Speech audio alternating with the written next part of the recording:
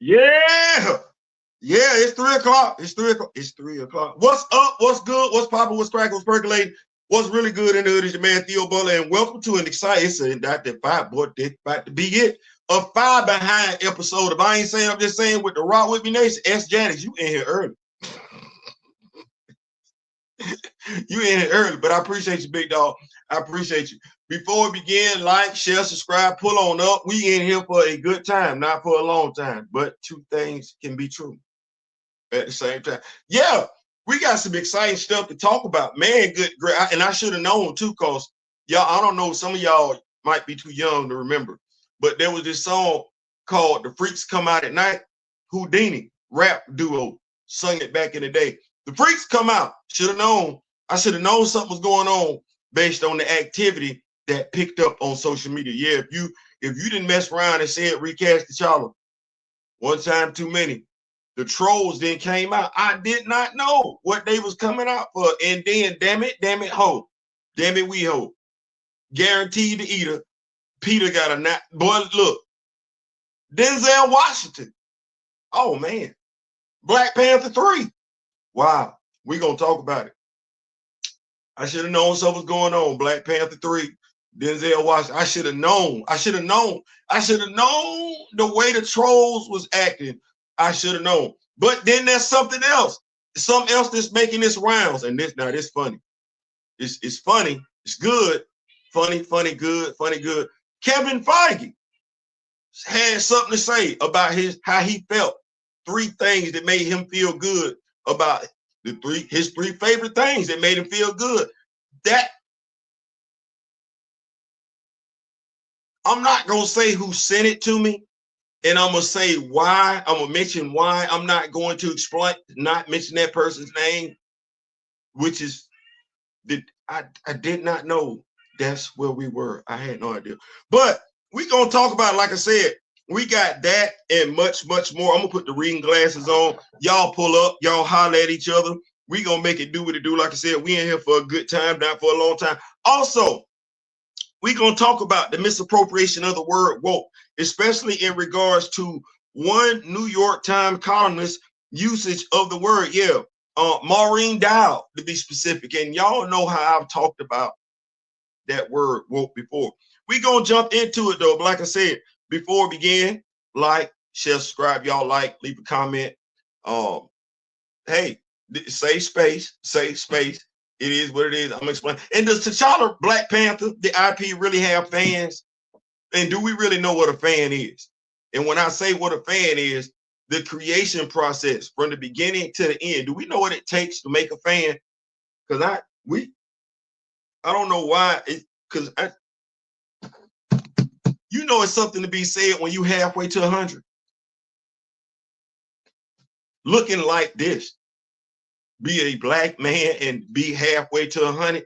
Yeah, that ain't necessarily, we don't necessarily care, but I'm gonna draw on my life experiences. We gonna look at the eye test, the ear test, and everything like that, and we gonna look at how words like nuance, niche, and fandom only really apply to certain characters, black ones. We gonna talk about it though. Like I said, y'all make sure y'all pull up, y'all greet each other. We got Kamoyo King in the building, president of the Black Panther fan group. Y'all make sure I holler at her. Connoisseurs, triple salute. I got to give you 1. I got to give you 2. And I got to give you 3 times, big dog. That's what that is. Give it to me 3 times. Ooh. Give it to me 1 time. Ooh. Give it to me 2 times. Ooh. Ooh. Yeah, we got big dog. We got you. We in here. The Honorable Javon Bliss is in the building. What is going on? Big JB is in the building. The head Dora herself, Miss May Kent, is in the building. So you know we got to make it do what it's gonna do. So we're gonna talk about, let's talk about what it grant that hey, my spiritual advisor, Grand Madam Tarot, is in the building. She gonna always let me know when I'm going left, when I should be going right. But let's talk about our first topic of the day. Denzel Washington came out his mouth. He said it with his chest. Black Panther 3. That's the next thing he doing. Black Panther 3. And it's, boy, look, folks is excited.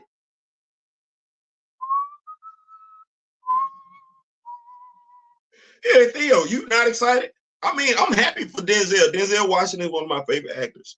That just is what that is. But now, if you asking me if I'm excited he's in Black Panther 3, well,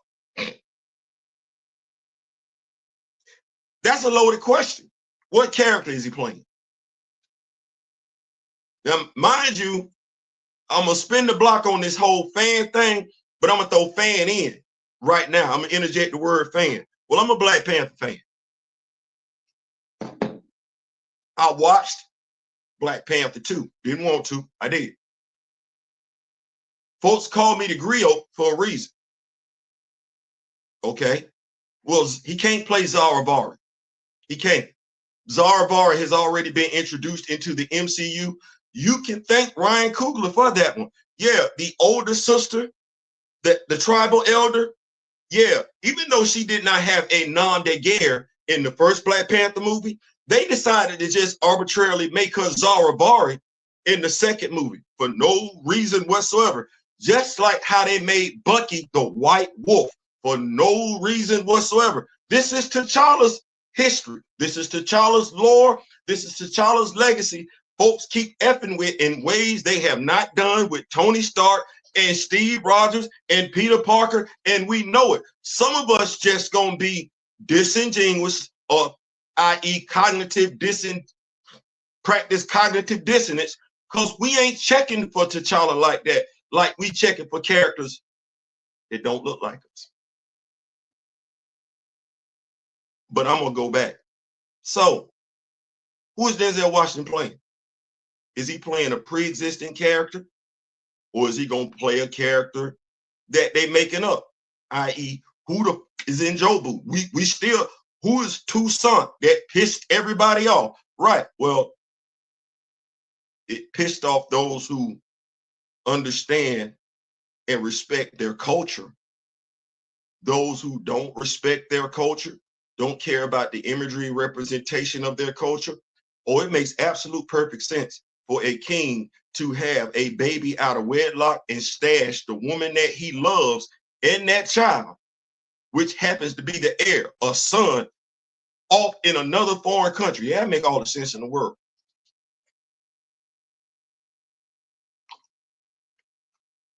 So my question becomes, while Denzel Washington is a talented actor, what we doing? Like, anybody can go. So is Angela Bassett. Well, was anybody satisfied with Angela Bassett's portrayal in the second Black Panther movie? Yes, she gave an award-winning performance. No doubt about it. That speech was absolutely beautiful. Her character got killed off. We speak ad nauseum about the work and effort that one Chadwick Aaron Boseman put into his character. True enough, the actor did tragically pass away. They treated that character like trash. If you're a Black Panther fan, and we're going to spin the block on that, if you're a Black Panther fan, that's how you feel. If you just like Black Panther, there's a difference. You can care one way or the other if you just like the character. But no, if you're a fan, you care about how this character and all surrounding characters in the Black Panther lore, legacy are treated. So if you're a Denzel Washington fan, it stands to reason that you would care how he would be treated. You would care about what character he portrayed. You wouldn't just want him playing any character, because Denzel Washington is a talented actor. Any character he portrays, he's going to add clout to that character. So you wouldn't want him playing a race swap character. I would like to think not, as a Denzel Washington, and you're a Black Panther fan. See, if you're a Denzel Washington fan, but you just like Black Panther, you just want to see him show up in Black Panther. But if you are a Black Panther fan and a Denzel Washington fan, you want him to do something significant with a character from Black Panther, the comic book. The comic book. The comic book. So if anybody's asking, and they have, in regards to my feelings, in regards to one Denzel Washington, being cast as a role in Black Panther? It's a loaded question. That he could give you an award-winning performance, and that movie could still suck ass. We've seen it.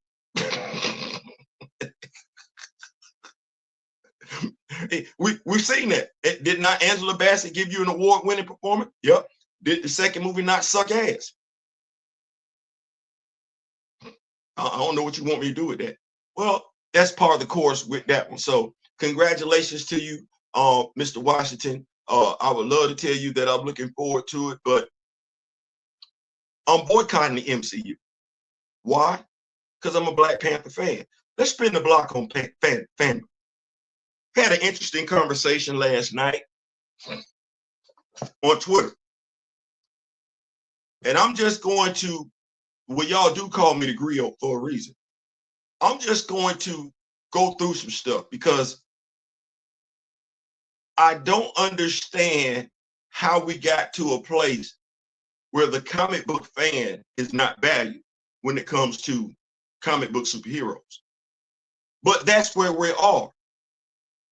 And I don't know why we act like that, because we don't act like that with anything else. Honestly, that mindset is not even consistent across superhero fandom. Oh no, it's only with certain heroes, and I'm looking at why.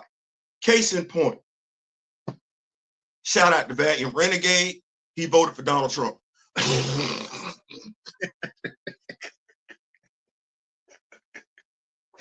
I just want to throw it. Theo, why you throw that? Because I just want to give people all the credit they need, all the props, all the respect.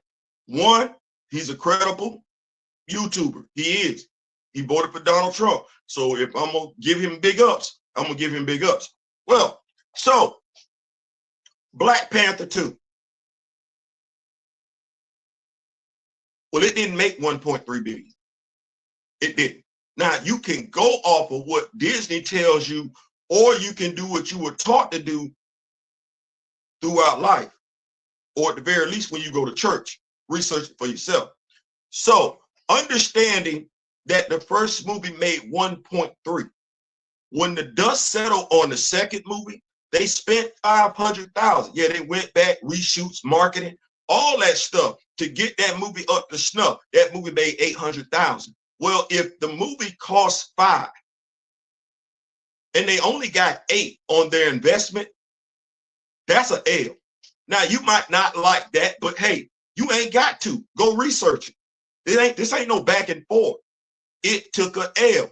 Well, how if because I've heard only Black folks say this to other Black folks, and damn, get out the matrix. You can be in your feelings when I say it, but you would never say that for other stuff. And I'm going to tell you how I know it. So the first movie made 1.3 billion. Second movie, really, you only made 500,000. That's what that is. You took an L. Okay, how? What was the difference? You would have folks act like the comic book fan didn't mean anything, say it with their chest, while also saying in the same breath, they not really Black Panther fan. They just happen to like hero. Well, see, if you a fan, let's talk about fans. You a fan of something? I'm a fan of something.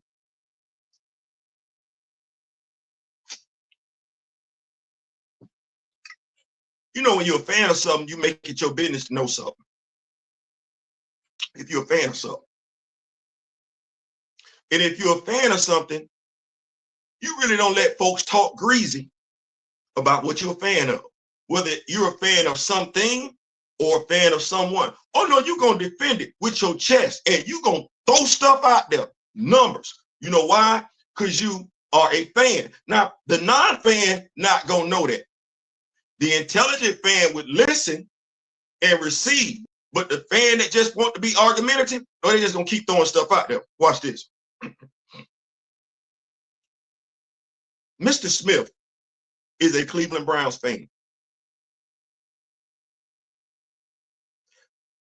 What you think I could say bad about the Cleveland Browns that ain't finna set Mr. Smith off? Right. Juju. Juju, and I'm gonna bring Juju name back up again because damn dog, I ain't even know. Juju is a New York Rangers and a New York Yankees fan. I wish you would. Stay right there. I'm a Chadwick Boseman fan. Watch your mouth.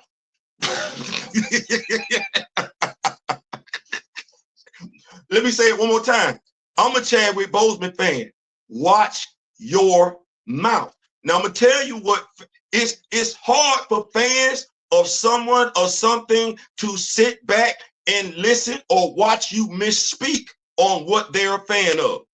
It moves them. They get triggered if they're a fan. And they know stuff about what they're a fan of that you, as somebody that just like it, might not know. And you know, because I tell people this all the time, you know what you don't know.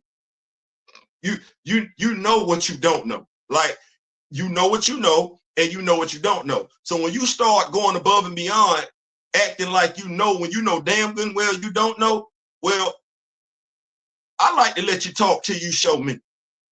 And actually, I don't want you to just show me. I deciphered your IQ level within a few sentences. No, I just want you to keep talking so you can show the world. Just expose yourself. Kind of like what Kevin Feige said. Oh, well, I am Iron Man. That's a moment. That's when Robert Downey Jr. said that. I am Iron Man. That's cool. What was it? When everybody started coming through the portals? Oh man, listen. I ain't gonna lie. When I heard Sam say, "On your left, Cap," on your left, and I seen him come flying in. Listen, I got emotional. I ain't gonna lie. They say emotions make you cry sometimes. Shout out to H-Town. Emotion. Listen, I said, oh. And you saw Chris Evans do this?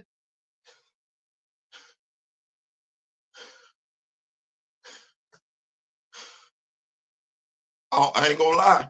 I almost teared up. I'm getting emotional just talking about it. The other one, T'Challa in costume for the first time, showing up. A fan, a Black Panther fan, yeah. A Black Panther fan would be moved by that. Would be. It was the Black Panther fan that kept the character alive. Where did the character show up consistent? Outside the comic books. For the casual fan to know. Or you show up a little bit in X-Men. You show up in one episode in Fantastic Four. No, you don't get your good run until we do what? Avengers, Earth's Mightiest Assemble. Well, who was checking for T'Challa on that cartoon?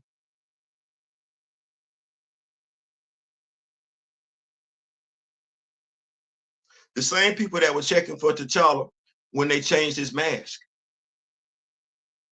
back in the Avengers. You like T'Challa, you don't even know that took place. You a Black Panther fan, one or two things. You either A, know that took place in the comic books, if not B, you participated in getting that mask back right on his face. That's what that is. You're either old enough to remember when that took place, and that story matters. That's Black Panther legacy. That's Black Panther lore. Hell, that's a Black Panther trivia question. Has T'Challa ever worn a half mask in his costume? Yep, he has. But if you just like Black Panther, you're not gonna know that. If you just like Black Panther, that don't matter to you. Just like it didn't matter that Bucky was the white wolf. That don't matter. You could care less. It makes sense to you. It doesn't make sense to a filmographer. It doesn't make sense to a film student. It doesn't make sense to a fictional writing instructor. You hand that script in, that thing is getting an F. Well, the Black Panther fan cares. And if I said something erroneous about Tupac, you would. If I said something erroneous about Biggie, you care. If I said something erroneous about LeBron James, you care. Because you care about that. This over here, you don't. but you act like you do. Why? What's the act for? When we know there's a clear-cut difference between being a fan of something and just liking something.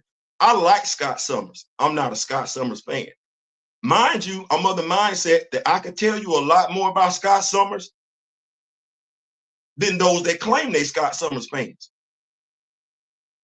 I grew up watching, reading the X-Men. What did it take for the X-Men to become popular? Let's talk about fandoms, because we don't want to give the comic book fan credit for what took place in the second Black Panther movie, i.e. it didn't make that much money. We say that's the general audience. Well, why would the general audience make that decision?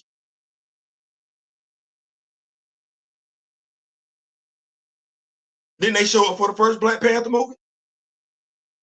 Well, that's generally the general audience that's talking about how good the second Black Panther movie was. So no effect from the comic book fan. That's what we're saying. We're sticking to it. Okay, let's play big bank, take little bank. Fox movies. You a comic book fan? You an X-Men fan? You a Fox movies fan? Okay. You read the Age of Krakoa? Okay. Were you reading the X-Men before the Age of Krakoa? And when I say before, I mean, what about the run right before that? No, the comics were not there. Why were the comics not out there? Well, let's see here.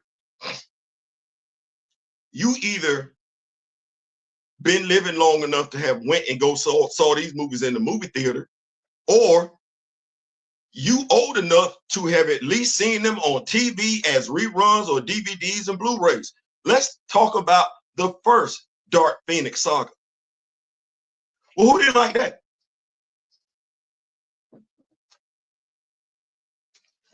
Because only the comic book fan knew what was wrong with that story. What did the general audience think about that movie? How would the general audience have known that story was off? How would they have known that story didn't make sense if not for the comic book fan? Because the Dark Phoenix saga don't show up like that in X-Men, the animated series. It don't. So how did the general audience know that movie sucked? Stay right there. They did it again. They did it again. Okay, well, how did the viewing audience know the second X-Men Dark Phoenix saga movie was trash? How did they know? We like Michael B. Jordan. I like him too. I do. As an actor. I don't know the man. As an actor. When they feel like I got to get that out there. Okay, well, wasn't he in a Fantastic Four movie? I'm going to tell you how much comic book fans got weight while we sit up here acting like they don't. No, you read the articles just like I did. You just don't believe in the comic book fan. I'm going to tell you why that's effed up in a second. That Fantastic Four movie was trash. Do you know what Marvel Comics did? This before the MCU, by the way. Do you know what Marvel Comics did? They looked at the movies, saw how bad they underperformed, and said to themselves, oh no, we can't have that trash affecting our comic book fans. Pull the FF titles, pull the X-Men title, keep certain characters around, but get rid of the team book until we can do something else. We're not gonna use our comic books, Marvel, to support this trash because we will alienate the comic book fan. The comic book fan ain't got no weight.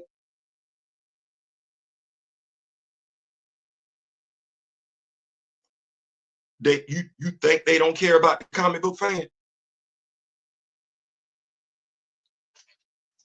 How do you know superhero movies are bad if there's no comic book fan around to tell you? Because you gonna ask, because you don't know. And you know you don't know. So you know you're gonna ask. That's how we build these characters up. Harry Potter. Because we used this reference last night, and I be asking questions to get people to think. How did Harry Potter get to be popular to the point where you will not take a dump on his story? How did he get to be popular? Let's go through the creative process. First, a woman thought about him. He was a thought. Then she put pen to paper. She let somebody read the story. They liked it. Somebody said to her, this story is good enough for you to publish and get paid. The story got published. The story went out. Books, if you will. A lot of hype went behind the books. Why? Because she got a publishing deal. No publishing house is going to put out a book without putting their weight behind it, i.e., they're going to launch a propaganda campaign. And depending on what your interests are as a person, you're going to tap in. If you like wizards, if you like witches, if you like magic, you're going to tap in. The rest is up to you. Do you like the story or do you not like the story? If you like the story, what are you going to do? We could call it a review if you want to. You're going to run your mouth. You like the story, you going to tell somebody, and they going to tell somebody, and then they going to tell somebody, and then they going to tell somebody, him or her that knows somebody, go tell somebody. That's how fandom is built. Why we acting disingenuous with T'Challa? So you going to want to know all that other stuff. You don't give two damns about the black character. Now, that's the question. That's the question. Because you claim to be a fan. Well, I'm a fan of the Pittsburgh Steelers. I was born in 1968. The Steelers been around since before I was born. You think I was satisfied in knowing about the Steelers from the time I was born? Or do you think I want to know about the Steelers, period? I'm a Pittsburgh Steelers fan. T'Challa has been around before I was born. Do you think I was content to be good with my experiences from about T'Challa from the time I learned how to read and could understand the printed word? Or do you think I want to go back? I'm a Black Panther fan. Or do you think I want to go back and get all that knowledge? I want to get all of it. Now, here's the sad part. While you will claim to be a Black Panther fan, you're not going to claim to be a Superman fan or a Batman fan. But you know more about Clark and Bruce than you do about T'Challa. Why and how? You would say because of the work that folks have put in regards to Bruce and Clark. That's a cop-out. That's a cop-out. You would tell me it's because Clark and Bruce are out there. They are. You can go get T'Challa, though. If it was something else you wanted to go get, you go get it, right? If you want to know the lyrics to a Tupac song, you couldn't quite remember it, you look it up, right? Right. If you want to know when Beyonce was going on tour, you do what? You look it up, right? Right. You ain't just gonna sit there and say, well, they ain't putting it out there. But ain't no need for me to know. It ain't that. No, you gonna want to know, and you gonna find out. Okay, well, you casually know more about Bruce and care more about Bruce. You casually know more and care more about Clark, but can you honestly tell me T'Challa's origin story? Me and D-Real talked about this on Friday night. Can you tell me T'Challa's origin story? Can you tell me who's in it? Now, it's been retconned. It still makes sense by and large, but can you tell me his origin story? Do you care?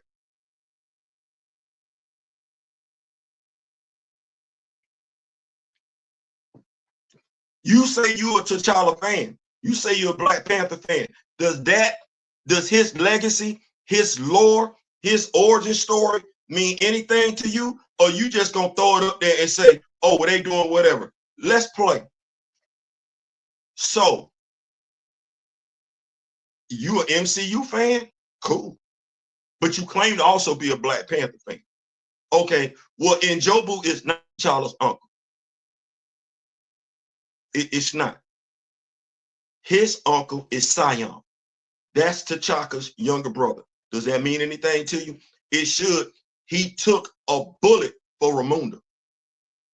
Does that mean anything? Because we say men are misogynists and everything like that. Did we see Njobu do anything worthwhile, anything significant during his time frame in the MCU, or by and large, was that just a throwaway character?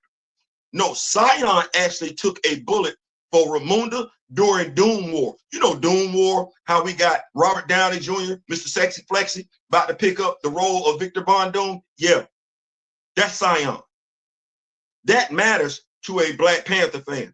Oh, we like to look at Bruce, Crime Alley, being affected by them pearls, hitting the dirty pavement and everything like that. Okay, well, T'Challa watched his father get deleted in front of him. Him, his sister Shuri, right there with Queen Mother Ramunda. Where was Hunter? Down the hall. Why was Hunter down the hall instead of being with his family? Because they, back then, during that time frame, would not accept the fact that the white child was going to be there with the black family. So even back then, during discrimination, during segregation, Hunter had to be segregated from his family. That F with that character, and we ain't seen that character arc get developed yet. Does it matter to you? You say you're a Black Panther fan. See, I ain't just saying it. I'm a Black Panther fan. That I didn't get that in T'Challa's story. What I got with Steve Rogers, he was still skinny, sickly looking. They aged up Bucky. Okay. Bucky was still his sidekick. Steve take the super soldier serum. He get jacked up. The doctor that gave it to him take a dirt nap. Steve go in pursuit of the dude. The dude get away. Enter the Red Skull. Steve and the Howling Commandos, because they were there, sans Nick Fury, they take on the Red Skull. The Red Skull and Steve get into it. Bucky takes a dirt nap. Not on a rocket. No, this time he took it on a train. But Bucky still took the dirt nap. Oh, by the way, they gave me Jim Hammond, the android Human Torch, right there at Stark Expo. Cap takes on the Red Skull, and in doing so, Cap takes a frozen nap. That's the comics. So all these people that want to use cute words like niche and nuance and everything like that, stop talking to somebody like you teaching a first grade class. You never know, the person you talking to might be just as intelligent as you, if not more so. So you know who you making sound stupid? You just got two people caught up in the conversation. I don't want to be caught up in a stupid conversation. Stop, watch this. Stop white-splaining stuff. Because that's, we didn't, but we only want to do this with the black character.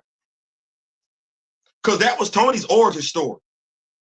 With the niche and the nuance and everything like that. That they respected, watch this, the other trigger word, the source material. In both Tony's story and Cap's story and Thor's story and Peter's story, guess what they did? They respected the source material. You got that as a Black Panther fan? Do you care about that as a, because you saying it, not me. Who deleted T'Chaka in the MCU? Ain't it always Joe Chill with Bruce family? Ain't Clark still coming from Krypton? Regardless of what version of Clark? Ain't that what you get? You come to expect that, right? That consistency, you look for that. Why you didn't give two damns over here, but you call yourself a Black Panther fan?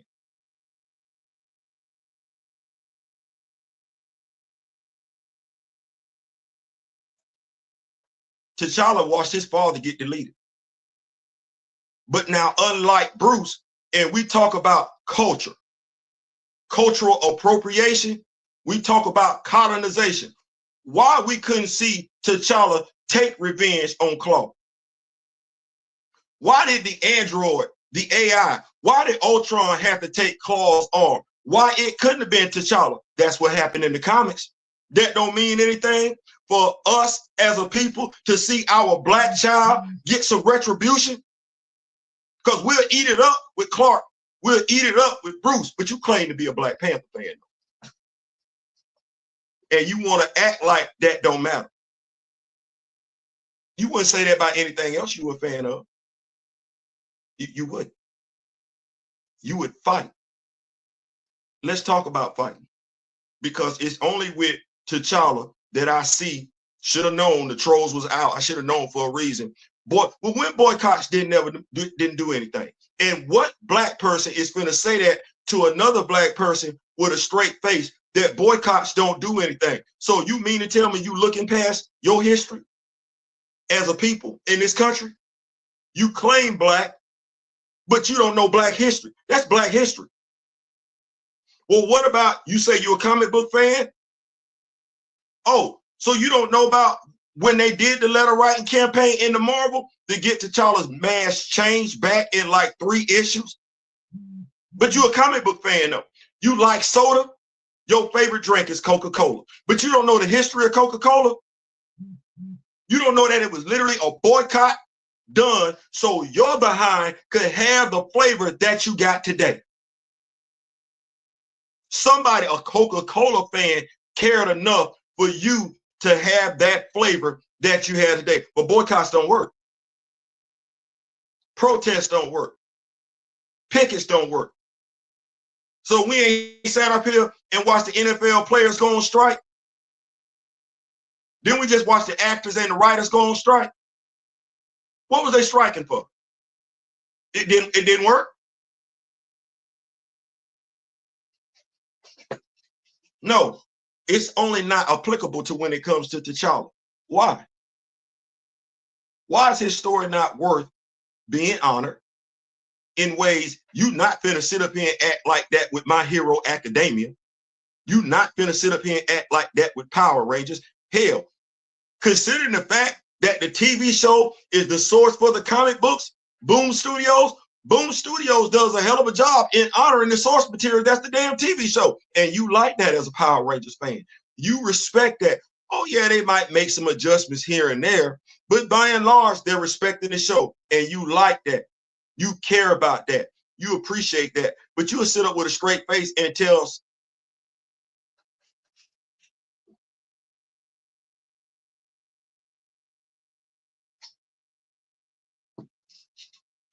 you come out better just saying you don't care.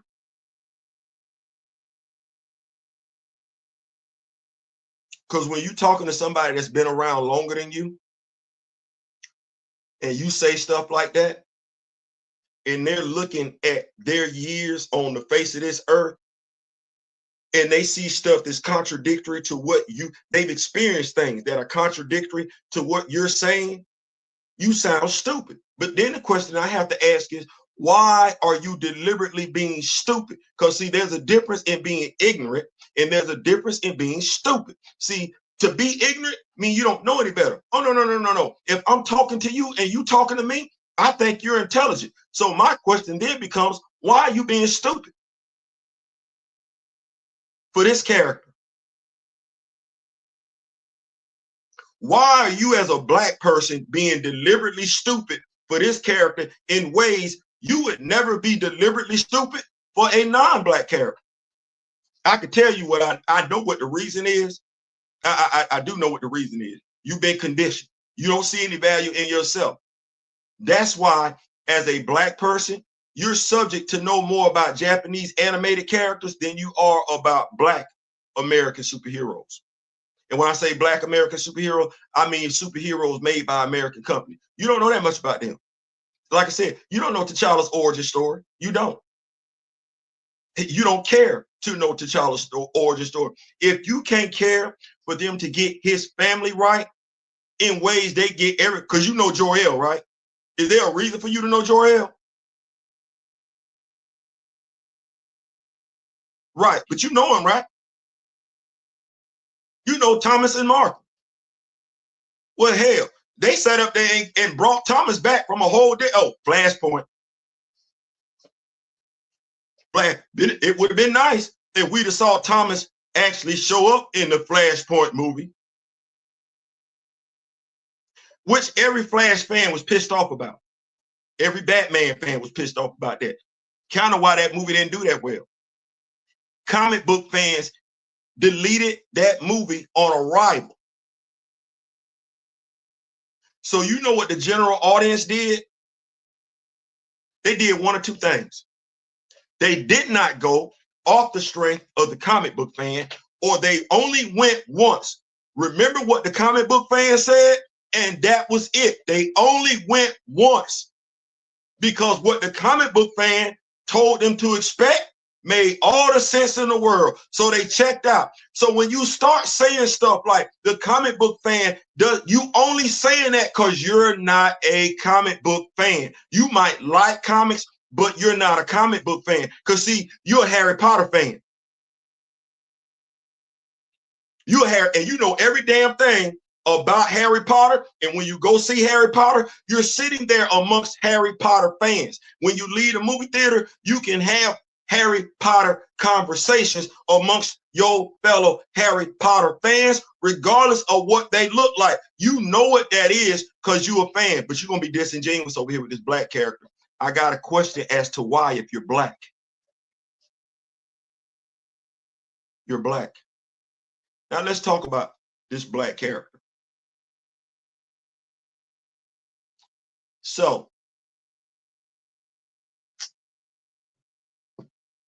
this character that there is a recast campaign behind on social media. There's a recast T'Challa campaign. Am I a part of it? Yeah, I'm a proud member of it. Now, someone sent me a video of a group of social media influencers, YouTubers, coming together to ask Kevin Feige, well, if you like T'Challa, if that was one of your favorite moments, why did you kill him off? Now, I'm not going to mention that person's name, and here's why. That person sent it to me on the strength to see what I genuinely thought about it, as in give it 2 thumbs up and everything like that. Well, the reason why I'm not going to mention that person's name is because Juju liked the video. He's a member of the Rock With Me Nation. He's pro recast T'Challa. He is. We're supposed to be united on certain things. We don't have to agree on certain things. We don't even have to like each other, but there are supposed to be things as a responsible adult, you're able to put your emotions to the side, understand what you're fighting for. See, we're not learning lessons. No, I see how Kamala lost the 2024 election, because even in this movement, it's the same damn thing, going against your best interest. So Juju was going to share the video. Juju is diehard recast T'Challa. Juju buys Funko Pops. He buys the comic books. Juju is about black representation, black imagery. Juju put me down with Ram God and everything like that. This is a pro-black brother. Devil Dog, Marine. I won't mention what his full-time job is, but this is a proud black man. Well, he wanted to share it because he wanted to throw some more spotlight on it. Hey, recast T'Challa. This is what it was about. Juju went to go share the video and found out he was blocked. Let me say that one more time. Juju went to go share the video and found out he was blocked. Juju is not a social media influencer. Juju is a grown behind man, and he don't get caught up in the back and forth. So why was Juju blocked? That's a great question. It ain't for me to answer. What I will say is this, because I got asked about my opinion about the video. So let me give it to you honestly. First of all, the people involved in the video are to be commended. It reminds me of a similar video, if not a year ago or 2 years ago, when YouTubers got together and they started, a group of YouTubers, a group of social media influencers came together to do a short video in which they talked about the significance of T'Challa. No different than these group of YouTubers got together to say, hey, if you felt that way, why did you do this? Well, like I said, my hat's off to them for doing that. Me for mine, I'm past the point of asking questions. I already got the answer. If I want the answer to why they killed off T'Challa, I'm just going back to December 8, 2020. Now, my question would be is, as much as we keep asking the question, as much as we keep making the demand, we don't draw light to the things that would move the needle.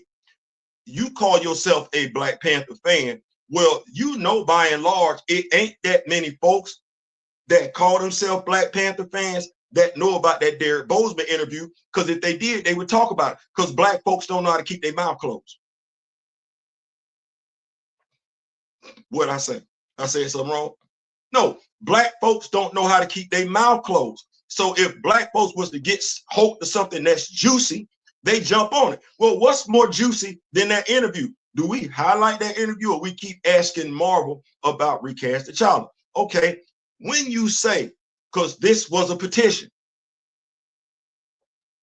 remember our history, Black history, Black American history? Well, as my brother D Real would say, there has to be a or else. When you look at football players and they're striking, they're not saying, well, you're going to either pay us and that's it. No, we're going on strike. We ain't doing no work. We going on strike. We're not. That's a boycott. That's a protest. That's a picket. Whatever you want to call it. We're not going on there. And what do? They draw a picket line there. That's dirty poop. Because then they start telling folks, don't do no business with him. Don't go buy no tickets. You ain't watching the day's game. Don't go in that beauty supply store. That's called a protest. Don't cross that picket line. Okay. Well, when did that happen with Recast T'Challa? Because mind you, I'm going to tell you what I found interesting is that one of those people that was in that video that called themselves to be the grandfather of the Recast T'Challa movement, that was a person who said it was perfectly okay if they did not have T'Challa in it. That was the statement. Okay, well, is that the person that's standing next to you in the picket line? The person that's okay with whatever they're doing to you? Is that who you want standing with you? Is that the person that's going to fight with you? No, that's not.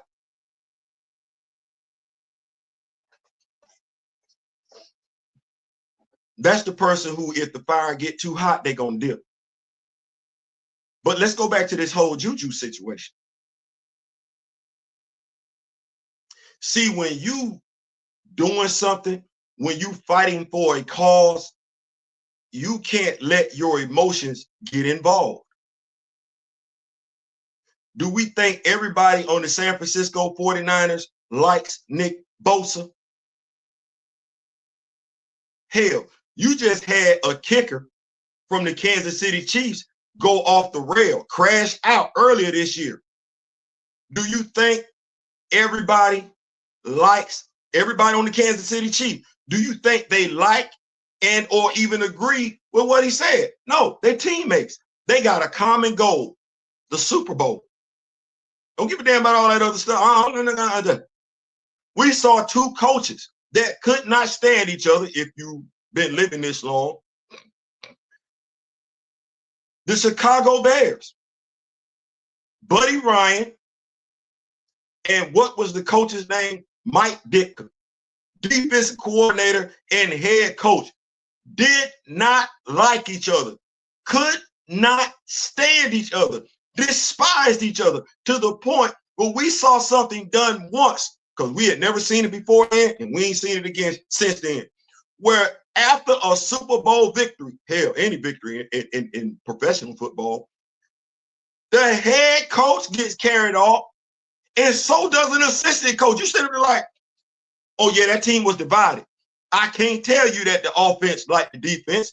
I can't tell you that the defense liked the offense. Hell, Jim McMahon, the quarterback for the Chicago Bears, was giving the entire NFL his middle finger the entire season. The entire season. He didn't start the entire season either. He didn't. He got hurt. Backup quarterback came in and made it do what it do. You know what it was? They were united under one cause.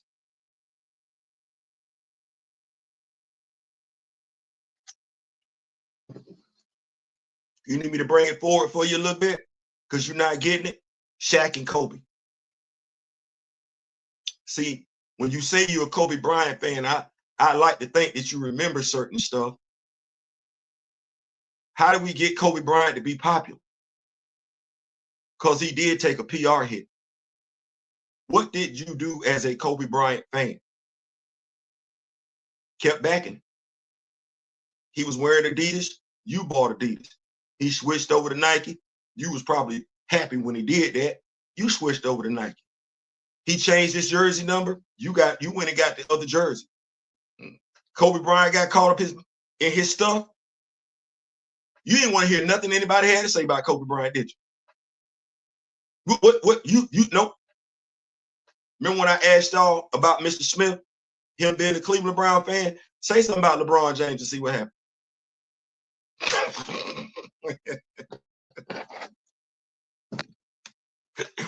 say something. Watch this. You want me to be petty? I can. And this me getting ready to be real petty. Say something bad about the Ohio State Buckeyes and see what happens. No. Try it. Yeah, I'm being super duper petty. Say something bad about the Ohio State Buckeyes and see what happens. Here we go. Say something bad about the Michigan Wolverines and see what happens. No. Even with what they're going through this year, you better watch your mouth.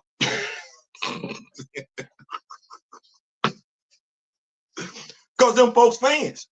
And I've seen it to the point where they so much fans of those respective teams, when those teams play each other, oh, they ain't got no talk for the other person. See, that's fandom. See, that's fandom right there. Sit right there, do a show with one another. And if my team lose to your team, and because I know we both talkers, I don't want to talk to you.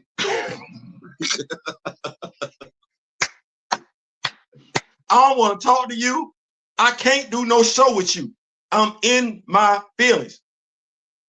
Gonna have to get past that because we're supposed to be working on being professional out here and everything like that. So it don't matter if your team win, lose, or draw. You still got to go out there and have that conversation. Well, that's fandom, though. That's fandom. That's exactly what that is. That's fandom. It's funny, but I get it. Why do I get it? Because I don't even talk trash. I'm so much of a fan of the Pittsburgh Steelers and the Georgia Bulldogs. I don't talk trash. I don't. And do you know why? I don't want to hear you talk about my teams. I don't. I'm dealing with something. I got something going on. We just lost this weekend. I low-key saw it coming. Hell, what did I tell y'all last week? We'd have lost to Florida. I wouldn't have been surprised. And it ain't. Folks want to say it's Carson Beck's fault. No, it's the offensive coordinator's fault. This need to be Mike Bobo's last year at Georgia. His offense is unimaginable. That's what that is. That ain't Todd Monken's offense which I don't know why in the hell you just didn't keep his damn offense. Never mind. That's a whole nother story. But that's fandom. That's fandom. Well, I'm not the one to keep complaining either.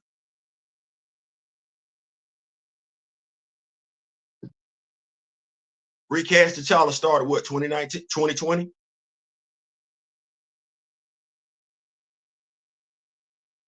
My brother D-Real and I said a few years ago, protest, boycott. We didn't move. We were done with Marvel. And we were done with Marvel based on the strength that, by and large, me and D-Real in our lifetime have seen businesses move like this before, where they don't want the black dollar. They want to take, well, let me put it like this. They don't want to rep black. They want to exploit black. Well, if you're a comic book fan, you know how these black characters have been exploited. If you just like going to the movies to see black characters, you don't get to that. But I did start this video off by saying I'm black. Our black characters ain't getting the respect. They never did. You think they have because of what you've been told. But what you've been told ain't in the comics like that. Rhodey not paralyzed. Why you settling for that? Sam not broke. Why you settling for that? T'Challa is not deceased. Why are you settling for that? There is a male militia group in Wakanda called the Hattusaraze. Why do you not want that as a black person? That's more characters.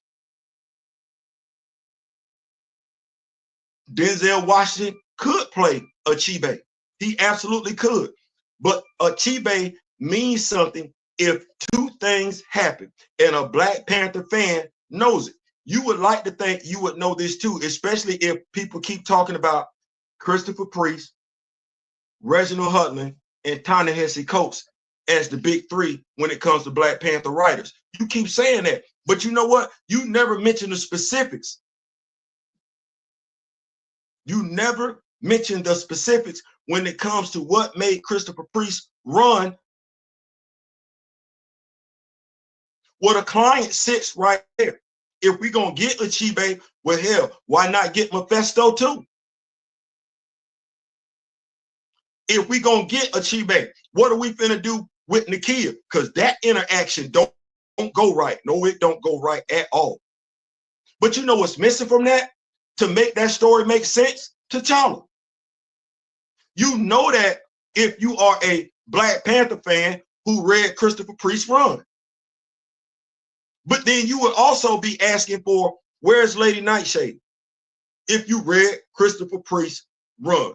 You would be asking, where is Casper Cole? If you read Christopher Priest's run. You would give a damn about Hunter because he shows up 2 issues after Nakia and Okoye show up. If you were a Black Panther fan, if you were a person who wanted to see diversity in Wakanda, you would ask that question, where is Hunter? But how many folks that mention Christopher Priest mention those characters?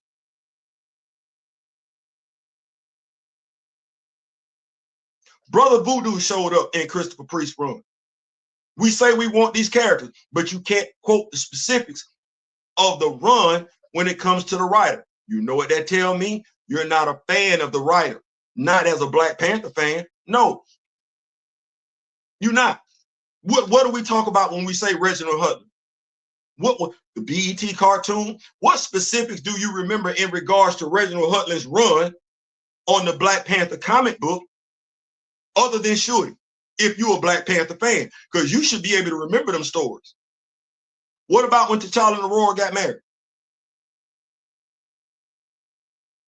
What about when he fought Namor? What about when he went on his walkabout?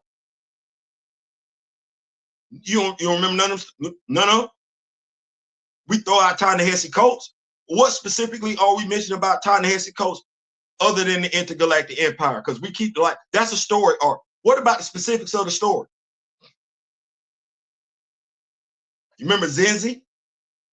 How she's now the avatar of Bash herself? That's a nice looking form, by the way. Shout out to Fareed Karami and everything like that. Bro, you got some amazing artwork, my guy. I just want to give you props. But she's there. Why we not? You say you are a Black Panther fan. We throw these writers' names up there and everything like that, but you don't know the specifics of the writer's story. Now, watch this. If you were truly a fan of Black Panther, like you're a fan of everything else, right?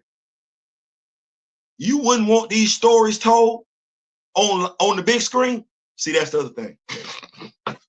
You can't tell us about the stories and you don't want to see the stories on the big screen. Why you don't want to see T'Challa stories on the big screen?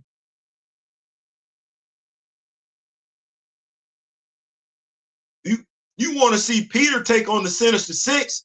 Ain't that what you want to see? Then you low-key get it? How long had you been asking for Peter to take on the Sinister Six? Quite some time, right? Right. How you know about the Sinister Six? No. You're not a Spider-Man fan. You're a movie fan. Who told you about the Sinister Six?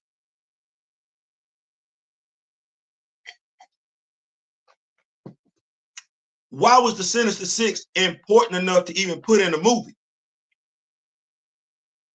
Who was checking for the Sinister Six? I don't know. Probably the same group of people that was pissed off about how the Wrecking Crew was presented in She-Hulk. Did you care how the Wrecking Crew were presented in She-Hulk? Did you like that? That's telling the difference.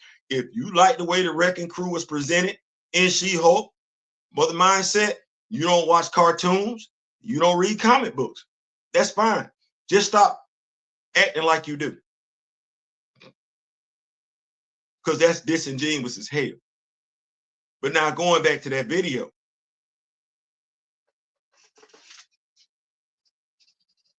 It's not a bad video.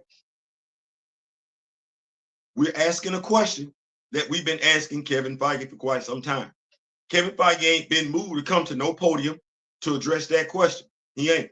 He sent his homeboys up there too. Now it's crazy because I know it's quite a few people that were upset with what Ryan Coogler did in Black Panther 2. You finna hype up Black Panther 3. Well, what's the difference between, because I look at it getting progressively worse, regardless of who's in the movie. Well, okay, what we excited for? And if you want T'Challa recast, how does steadily reporting on Marvel get it done? And when I say reporting on Marvel, I mean covering Marvel movies, covering Marvel TV shows. How does that get them to stop? Because while you might not think so, you're promoting their stuff. You're free advertising. They do Agatha Harkness, you review Agatha Harkness. Good, bad, or ugly. What's that saying?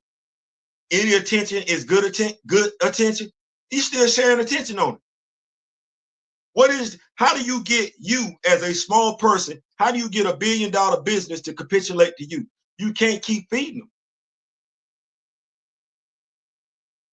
When our brothers and sisters back during the 60s sat down outside the diners, they didn't go in and eat. If they could not be seated at the counter, they were like, the hell with it. Then they sat down in front to keep people from going in. Okay, well, that's what that is. That is what that is. How are you feeling like you can still put money in their pocket, whether you doing it literally or whether you doing it figuratively, and expect that $1 billion business to capitulate? Now stay right there. Stay right there. Because this is something we are taught as children. And this is something that we teach our children as parents. But for whatever reason, we're practicing cognitive dissonance with this. I put a saying on Twitter a while ago: go where you're appreciated, not tolerated. You ever forced your way onto a team? How you get treated? You ever forced your way onto a job? They didn't want you there. How did you get treated? You ever got back in a relationship with somebody that made it abundantly clear they didn't want to be with you? How did you get treated? We're sitting up here begging Marvel to recast T'Challa, and we're not stopping to think about how they might treat him. Well, let me help you out. His origin story was trash. You don't know his origin story. The MCU destroyed his origin story. They did it in Avengers Age of Ultron and turned around and doubled down on it in Captain America Civil War. Every Black Panther fan knows it because they know his origin story, and there are certain elements to his origin story that matter, and you never got it. That's why you think and treat him like a second-class character. While you will kiss Bruce behind all day because you can relate to Bruce. You ain't trying to relate to T'Challa. And they made that character unrelatable. You know how we get down in our culture. He at the very least was supposed to put hands on Zemo. In the comics, he took Claw's arm. You got robbed of that as a fan. You don't care?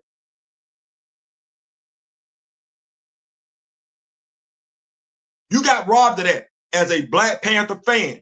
You say you're a Black Panther fan, you got robbed of that. If you're not a Black Panther fan, that wouldn't have meant something to you. That wouldn't have changed your perception of the character. If you see the character take Claw's arm for deleting his father. Because I know in our community, there is somebody that's lost somebody that wanted some get back. That wanted to pay it back. That wanted to get it. It's right there. It's right there. They trifled with it. You're a Black Panther fan. That's what you say. Wakanda been treated like what in the MCU. You say you're a Black Panther fan. Because, see, I know what's going on with Krypton. I know what's going on with Gotham. I know Bruce got stuff on lock. I know Clark got it good going on in Metropolis and everything like that. Yeah. I ain't getting none of this same feel-good vibes. I'm not getting this honoring the source material, this respect for my favorite character like I watch other fandoms get for their favorite characters. I'm trying to figure out, because I don't think I'm better than anybody else, and I know damn good and well I don't know more than anybody else. So I'm trying to figure out why cognizant, intelligent Black people act like they ain't seen the same damn thing.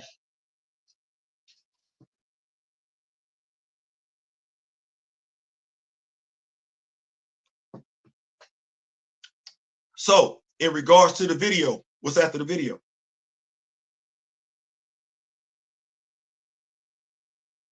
What's the move after the video? Because I know when me and D Real were a part of something, we talked strategy. It can't be just, well, you gonna recast T'Challa. There has to be an or to it, an or else to it. Nobody wanted to do the or else. D Real and I said 2 years ago, boycott the MCU. Well, we know they work. Boycotts worked in the past. We never tried it. And never trying to boycott and never doing anything to force Marvel's hand, we expect them to do what with the character? They recast the character and what? Because they've done nothing to show you that they're going to honor the character from the comics. You're a Black Panther fan, so this is on you, because the casual fan don't care. What makes you think they're going to do right by the character? Or are you just that thirsty where you'll accept what you've been accepting in regards to Black Panther? Anything. And that's a fair question. That's a fair question. I'm not pressed for them, the MCU. You don't hear me. Should T'Challa be recast? Yes. Do I trust the MCU to recast him properly? About as much as I trust the MCU to treat all of our Black characters properly. They ain't done it. But when did the Mason-Dixon line get crossed for you?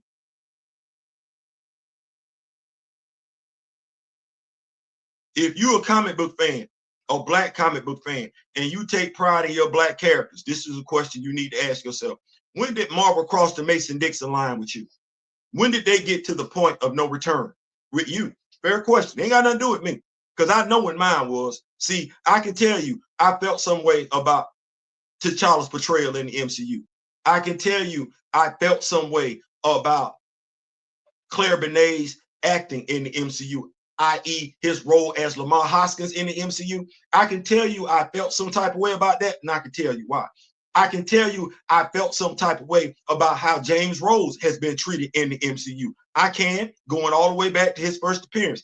I can tell you why and how I feel some type of way about Monica Rambeau's portrayal in the MCU. But if you've been rocking with me like I've been rocking with you, like I've been rocking with you, like you've been rocking with me, I told you I was pissed about that how many years ago?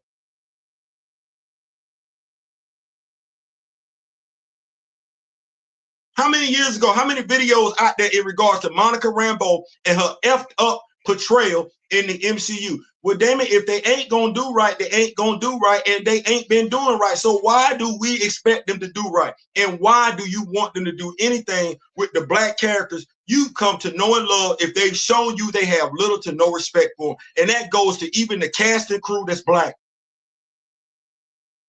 That goes to even the cast and crew that's Black.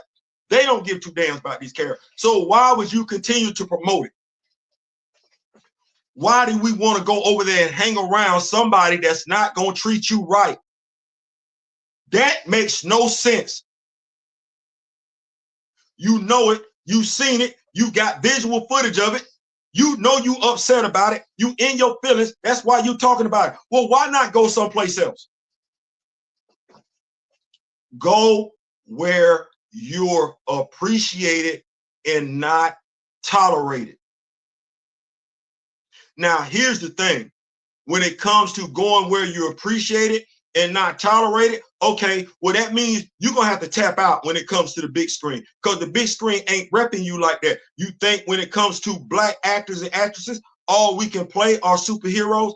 No. If you were to listen to Generation X, if you were listening to baby boomers, there was a time when we had black movies coming out in the movie theaters out the yin yang. You could take your lady, take your kids, take your parents to go see a movie, black movie, and feel good about that black movie. Not just have black trauma written all over the damn place for you to come out and feel bad, be crying, be. We had the brothers. Y'all don't remember Friday? Y'all don't remember House Party? Yeah, we had movies we could feel good about. You don't have that no more. You can't even get that in the superhero movie. But where's the or else to get it?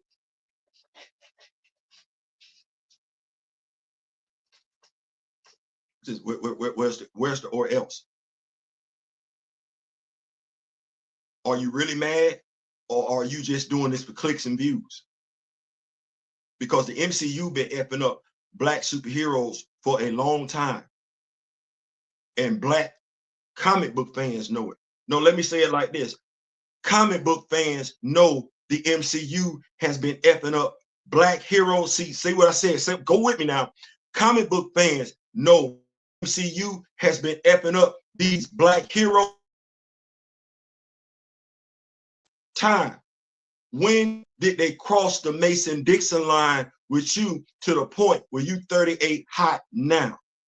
And if you just got hot, you need to have a conversation with yourself in the mirror about black imagery, about black representation. Because when we're in this medium and we have people's attention like we do, they're looking for us to speak with sense.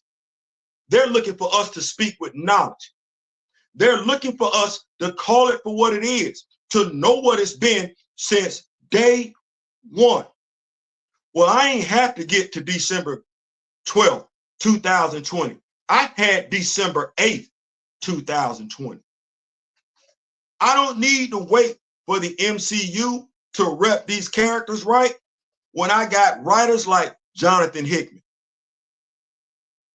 Jed McKay, Christopher Priest, Ta-Nehisi Coates, Dr. Eve Ewing, Jonathan Mayberry, David Litz, Cheryl Eaton, and Brian Hill.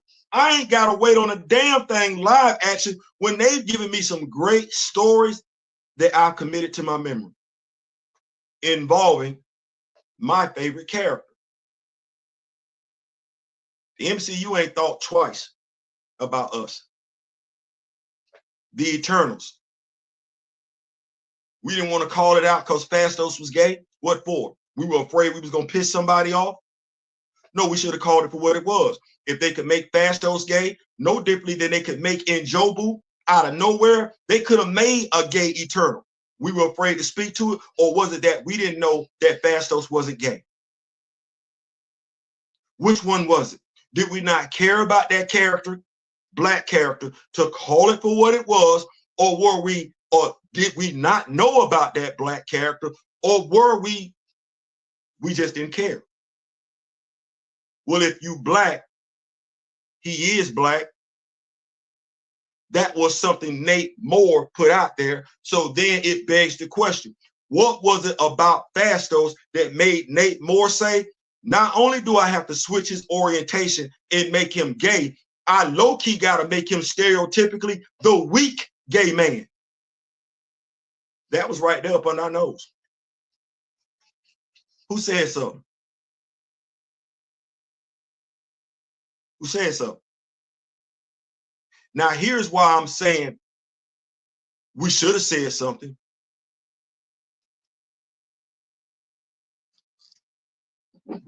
Because when you don't say nothing, when you don't call it for what it is, you allow people like John Campion, you allow people like Valiant Renegade, folks that don't rep you, folks that don't speak for you, to culturally appropriate, misappropriate you. Woke. You heard all these people, social media influencers, use the word woke and apply it to damn near everything. What about you as a black person don't make you want to take ownership of that word? You'll take ownership of the N word. You'll take ownership of the B word. What is it about woke? Is it not violent enough? Is it not vile enough? That's our word. And that word is supposed to be used for what? What is the word woke supposed to apply to?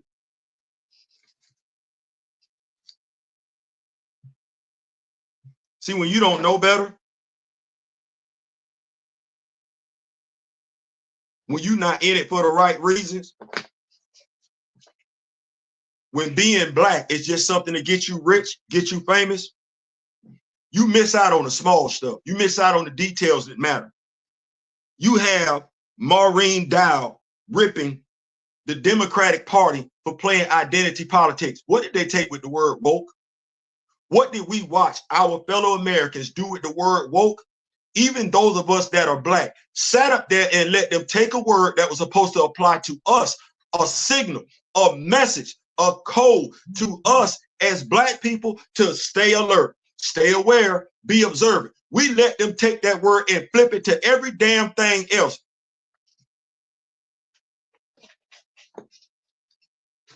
If we were woke, we'd have threw a flag on the play with Avengers Age of Ultron. If we were woke. If we were woke, we'd have asked, well, how is it that Sam got to get hit in the chest by Tony after the vision just caused James Rhodes to be paralyzed? So the brothers just gotta take it on the chin. And why wasn't we had them two brothers in the scene against each other? That's what we doing? Oh, because they both can fly. Okay, that's convenient. No, woke would have been like, oh, no. Rhodey ain't paralyzed. Not when we got Stark Tech and we got Wakanda. That's what being woke is. Woke would have been, oh, no. What y'all got going on with Battlestar? Lamar Hoskins? No. Y'all not deleting him. You can delete John's family, but no. Lamar not going nowhere because that ain't what we doing in the comics. You know, the source material, the stuff that we act like we don't give a damn about when it apply to black character. See, woke would have been owning that. That would have been being woke. Being woke would have called out the fact, why is this officer, a captain, a 03, talking to this E9 that way? A sergeant major in the Army. How is that captain, who's got way less time in grade than the sergeant major, talking? See, that would have been woke. See, that's being woke. Worrying about what's going on with the MCU, if it ain't got nothing to do with black, that's not woke. I'm sorry, not sorry. When do we own it? When does somebody that's sitting on a table, sitting in an interview with John Campion, the next time he used the word woke incorrectly, because ain't nobody white gonna check him. Ain't nobody white gonna check Valiant Renegade. Ain't nobody white gonna check New Rock Stars. So when do you do it as a black individual, check people when they misappropriate your culture? When? Because you know damn good and well, it's certain things you can't say. Oh, you might feel comfortable. I tell you what, you'll never call a Jewish person out their name, but you comfortable calling a black person out their name. That ain't being woke. That's being stupid. That's being duplicitous. That's being Drake-like, if you will. Well, okay, when we gonna be woke? Because see, you know what woke is? Woke is, I don't give a damn if I like you or not. If working with you gets the mission accomplished, I'm going to make it do what it's going to do. We going to work together. But see, you got to be comfortable in who you are. You got to be secure in yourself. Because here's what I know. I know what I know, and I know what I don't know. For you to move the needle in regards to getting anything accomplished, you must be able to speak with passion and knowledge. And you must be deliberate in how you deliver your message. Well, you got to have the passion. and you got to have the knowledge. They got to go hand in hand. And you got to be able to deliver that message. As in, you don't care if you're talking to one person, 100, 1,000. You still got the same type of passion. You still got the same type of knowledge. Because you know what's going to move the needle in regards to T'Challa? Folks knowing about that character. Folks knowing about his rich history. Folks knowing about the rich history of those characters in T'Challa. Doing stuff like what May Kent does, doing stuff like what my brother Gray does, doing stuff like what my brother D Real does, doing, and I'm saying to all of those that do it, where you're constantly sharing stuff on social media in regards to T'Challa. And not just T'Challa, the world of Black Panther. You're sharing, you're dropping nuggets of knowledge. That's what moves the needle, because there's going to be somebody that's their first time seeing it. And they're going to ask, what's this? Where's this from? And you're going to be able to tell them. You know why? Because you're a Black Panther fan. And that person is asking because they want to know more about the characters. And they're not getting it. They can't get it. Think about that for a second. If that person is not a comic book fan, they don't know where to get it from. Maybe read that they forte. We're not acting like that. It is what it is. But sharing those bits of knowledge, whether it be on Twitter, whether it be on TikTok, whether it be on Instagram, that's what moves the needle. And you can't be concerned about those that don't want to know, those that don't care. You're not doing it for them. We're not doing it for them. You're doing it for the ones that want to know. That's how you grow a fandom. So when you have these conversations on social media and you trying to be the smart person and everything, no, you sound stupid, because you know what it takes to develop a fan base. You do. You know what's being done over here. You know what's not being done over there. You just don't care. And I would prefer if you just said it and just owned it, as opposed to being disingenuous. If you say you like T'Challa and you say you want this character recast, being disingenuous does not move the needle. Actually, it stalls it. I'm gonna keep up with these notes. I done ran my mouth up. I ain't even know I could talk this damn long. Anyway, just had some stuff to get up off my chest. Once again, congratulations to Denzel Washington. I'm gonna make sure I go through these notes. Theo B, he could be old man T'Challa. So it's taking place in the alternate universe. It's taking place in the alternate universe, Big Jared. May Kent, I'm pretty mad today. Marvel Studios can't even announce a new actor to be. No, man, they ain't doing that. Look, like my brother say at Marvel, not that game. My brother be saying, we got T'Challa at the house. we got T'Challa at the house. I showed you about Wakanda. I got Flea. I don't know how many people got Flea in their action figure collection. I got Flea. I'm good. Me and Mr. Smith got Griot Shorty. I'm good. I ain't got to. I ain't got to. And as far as old man T'Challa, I low-key got him already. I already got him. What's going on, Grand Matter Studio, the game pilot? I'm with you, James. I think he is old man T'Challa.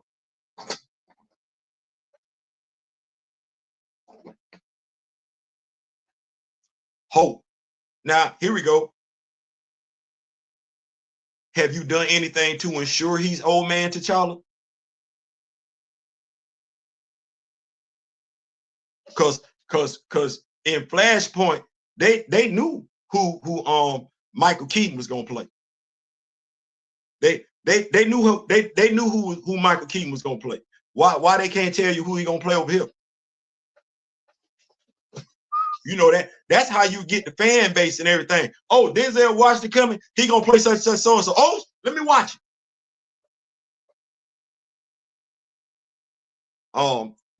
Everybody, D Steve's of the Rock with me, Nation moderators in the building. Unless you debuted in the older Storm in Black Panther 3, Old Man T'Challa makes no sense. Here we go. For them to give you an Old Man T'Challa, what storyline you think you're gonna get with Old Man T'Challa? I'm just asking a question because I didn't read some of them stories, but what has convinced you?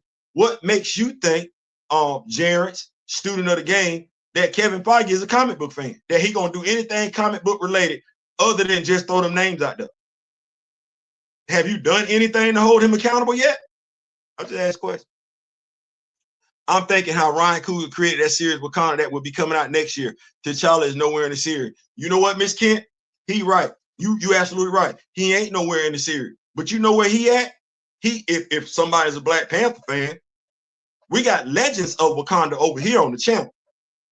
We got real live, we got videos featuring the actual characters from the comic books. See, if you're a Black Panther fan, I don't know why you would be waiting on 4 episodes to pop up in 2025 when you literally got 16 episodes over here on the channel, where if you don't know anything about the characters of Wakanda, we do call that series The Legends of Wakanda. You can find it. Make sure you send it out to your friends, relatives, everything like that that want to know. Share the information. If you membership is absolutely free and everything like that. But we try and explain.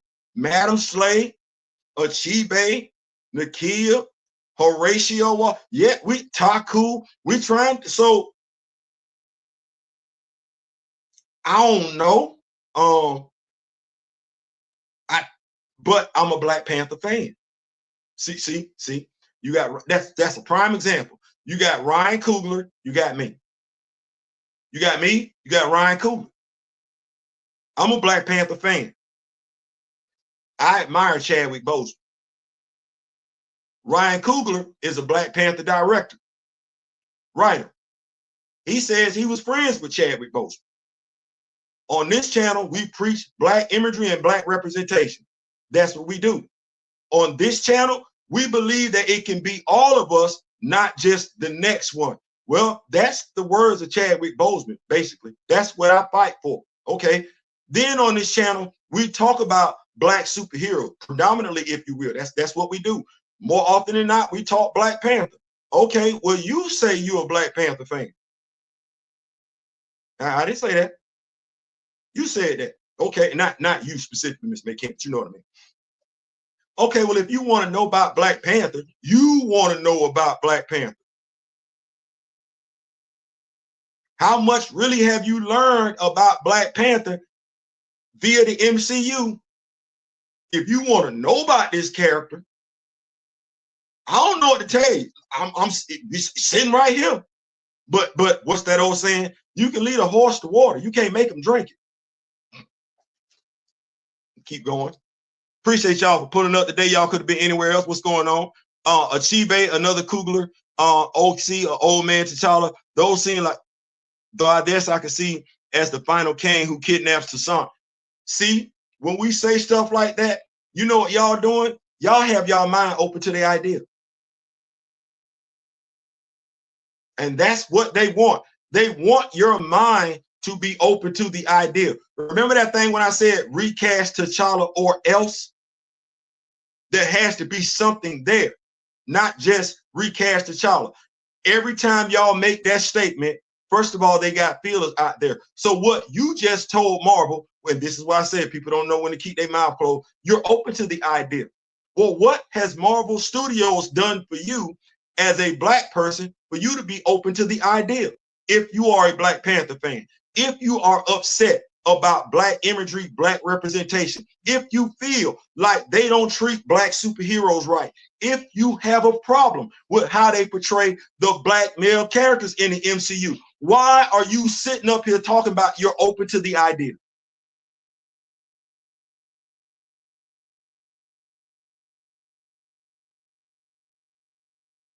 But you want T'Challa recast. You're open to anything they give you, whether you want to admit it or not. You're open, and they're a $1 billion business. There's no reason for a billion-dollar business to acknowledge what you want if you will accept anything they give you. And that is exactly what we keep doing. But want to keep crying, recast T'Challa. Good luck with that one. Good luck with that one. Denzel is my favorite actor, but this is the MCU. Don't care who he's playing. For all we know, he's a brand spanking new character. The part what he said, don't care who he's playing. When you are sitting outside of a diner and they don't want to let you eat at the front counter, you got to go eat round back. Do you get excited just because they're serving your favorite ice cream of the day? Oh, Lord, man, they got butter pecan. Let me get on around to the back. Do you care if they serving butter pecan, or do you care about whether or not they let you sit at the front counter? That's the question. Come on, Miss Kid, don't do it. Don't do it. Just give me Damson Idris as T'Challa coming from the X-Men universe, since they alerted to doing so in the 616. All right, like I told you, I'm like this. I go where I'm appreciated, not where I'm tolerated. And I'm like this. I'm over here at Advent Comics. I'm over here at Massive Publishing and everything like that. Yeah, I'm over there with them. You know, shout out to Ram God, shout out Mr. Rosenblum. Here we go. You ready? Black representation, black imagery. If I'm not mistaken, Mark Rosenblum is a European brother. And when I say European brother, he's white, Caucasian, if you will. Well, shout out to Juju. I got a black protagonist, law enforcement officer, former football player. Now, the athlete thing, yeah, I can see what some people would say that's stereotypical. But the story involving that black protagonist is anything but stereotypical. No, it's actually a pretty decent story. Now, what is it about Mark Rosenblum where he can get, as a white man, he can give me a story about a black protagonist that's not stereotypical, that's not gonna make me feel some type of way? Real life stuff, as much real life as you can make it in a fictional universe. But no, the black character, oh no, that's Will Smith, Men in Black. That's this LL Cool J, SWAT. Oh, I'm running down the criminal and everything like that. And running down the criminal has a sports team take notice of me. They bring me in to be a part of the sports team. Now, I'm going to give a little bit of spoil and everything like that. You need to go get Ram God. The sports team, they're bank robbers. Not the cop. The sports team, they're bank robbers. They go recruit the cop based off of him bringing down a perk. That's not a stereotypical story, not involving a black character. Not. And I ain't just got the black character. I got white characters. I got Asian characters. And they make sense. They ain't playing no stereotypical role. Oh, no. They make sense. Got a nice little plot and everything. Cyberpunk in the future. We might have a little hostile takeover and everything in regards to the business. Not giving me a black character where I can enjoy. Yeah, mama get there, mama there, daddy getting into an argument and everything. Don't spend no time on that. We don't. Mama come in for like maybe 2-3 panels. Show her behind, going about her business. That ain't what the story's about. Okay. All right. Why I can't get that with T'Challa? What was it about Mark Rosenblum where he could look and see some value in me that honestly, if you are a critical thinking black person, Kevin Feige ain't showed you, he didn't give 2 damns about you nor your character since day one. Unless you forget that Gabe showed up in Captain America, the first Avenger. Derek Luke played that character. You know what role he played in Marvel Comics? Do you know or do you care? Showing up in Captain America 1943, whatever that is, 1943, 1942, 1940, I don't care. But that character, that black character, you know, by and large, that was the only black character on the Howling Commandos. That's the only black character. Do you know what role he plays when it comes to Black Panther lore, Black Panther legacy, Black Panther history? Do you know it? Do you care? You sitting up here introducing, entertaining the idea of buying a video game. If it wasn't for Gabe, Cap wouldn't have that damn vibranium. Nick Fury wanted Gabe to go sell out his people in Wakanda. That don't mean that don't mean nothing to you. That the American soldier would not betray Africa for his American senior officer. Think about that for a second. He got a direct order.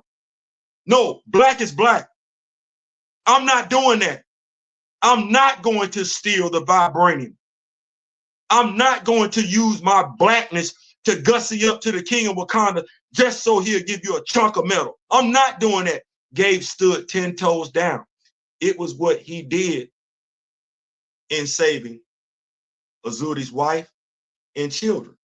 That's why he got that chunk of vibranium. That chunk of vibranium that was used to make Steve Rogers' shield.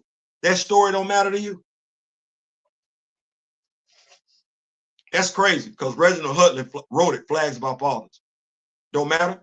Black writer. Black characters. You sat up there and you watched the MCU take a dump on it, and I'm gonna be honest with you, even when I'm looking at some of these comments, you don't have the conviction to stand 10 toes down with it. Long as they can keep throwing it out there and you can keep entertaining it, they're not gonna give you what you want. And in the meantime, that we're waiting on them to give us something, why are we not building up these other black comics from different publishers? Why are we not bigging them up? They ain't got no problem. They giving us black characters, different shades of brown, male, female, gay, straight. Why we not investing in them? Go where you're appreciated and not tolerated. What's going on, Black Panther? What's going on? We in here. Everybody in the building. Marvel doesn't even believe in Shorty. Laugh my ass off. They'll put more effort into pushing Okoye in the Avengers movies and What If than they have in Shorty. But if you like Shorty, see, this is when I go with this. If you like Shorty, there's nothing wrong with that. I like the character. Reginald Hudlin, especially when and if you haven't checked out Black Panther annual issue 1, please check that out. I got the video up and everything like that. As Reginald Hudlin said, he created Shorty to go along with T'Challa. Well, if you like Shorty and you want some Shorty, you ain't got to go to the comic book store to get you some Shorty. We got Shorty over here. Do you need to know about the character from the beginning, middle, end? We got you covered. Great character. The history, the character's current alias, which I'm sharing. I didn't name myself that. Other folks call me that. But there's something to be said. That character's name actually means something in our culture, but we don't talk about it. I go back to it. Black Panther 2, Black Panther 2. So you mean to tell me you, as a black person, it didn't make you feel no type of way when they called the artificial intelligence griot? That didn't make you feel no type of way. But then again, probably not. Because in both movies, we've heard them as black people speak Xhosa and Swahili. 2 different languages from the motherland. Do we learn them? Did we learn them? Those real languages. I'm just asking the question. Did we learn them? Or did we just play dress up? Because playing dress up don't make you no fan. That make you a cosplayer. That's what dressing up do. It make you a cosplayer. Being a fan means you possess the knowledge. Having the outfit just means you finna go dress up. That don't make you a fan. It don't. It makes you a participant. Or a contestant. Don't make you a fan. But did we know?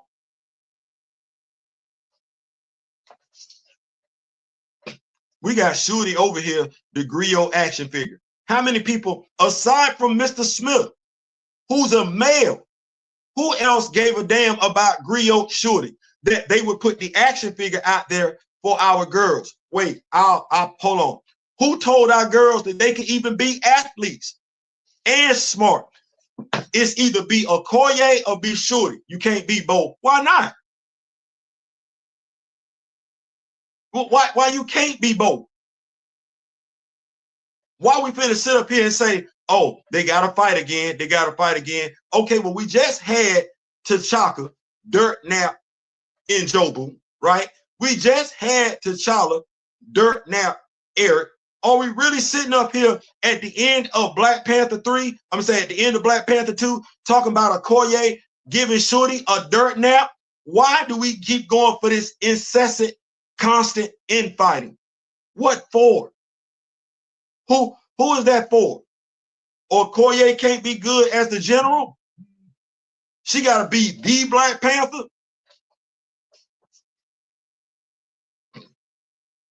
It's crazy because, you know, Sion never wanted to be the Black Panther, but he had to step up and be the Black Panther when his brother got deleted. Did you get that story, or do you even care?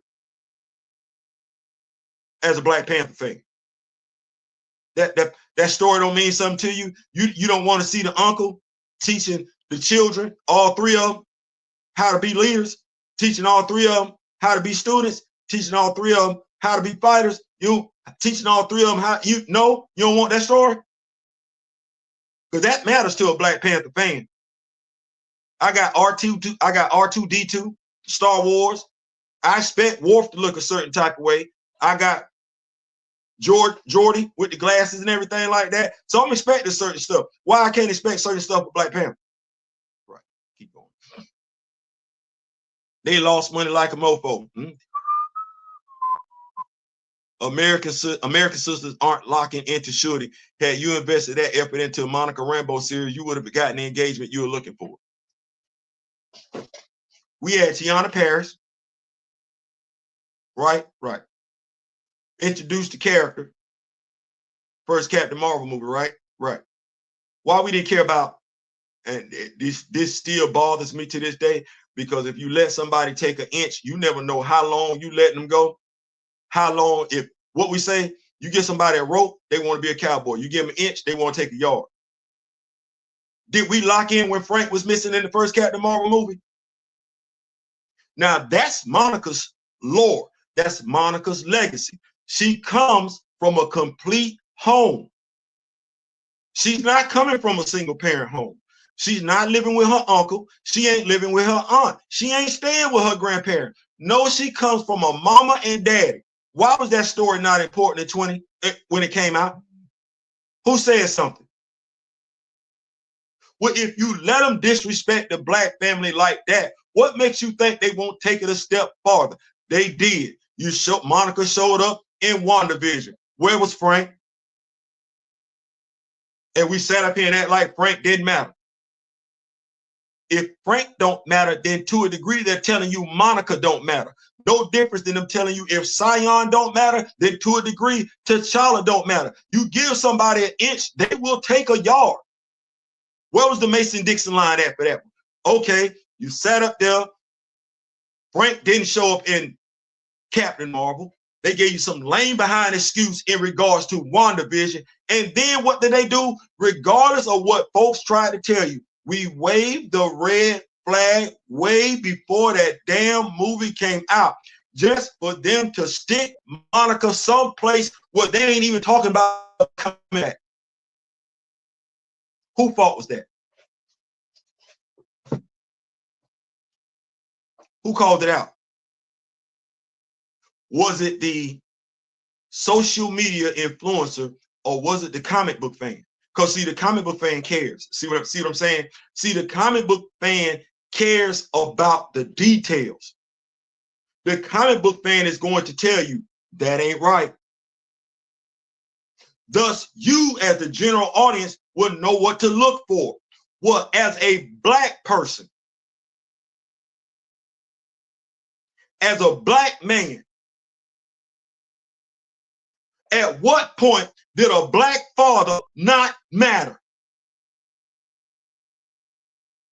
And I got black men saying it. I don't give a damn about you being a content provider. You black first. And you use your platform to be irresponsible as hell as a black content provider. Yeah, I'm heated because you ran and ducktail behind it. You're not a leader for our people. And that's what people looked up to you to be, was a damn leader. You more concerned about your damn views than being a leader. But now you want to be mad? Now you want to be mad.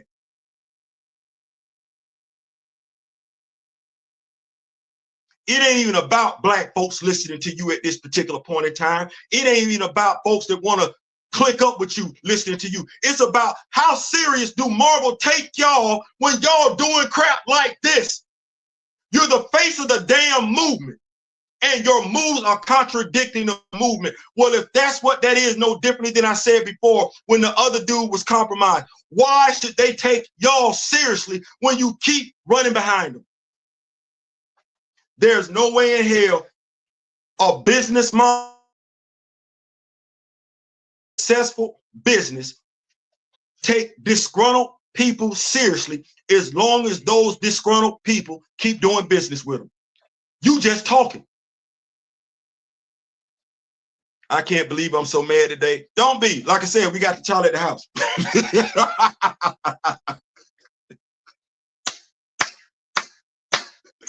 Y'all need to know, when that display went up on Saturday, as a Black Panther fan, what can you tell me? You think I give a damn about the MCU? What can the MCU take from me as a Black Panther fan? I got T'Challa. I got Sion if I wanted.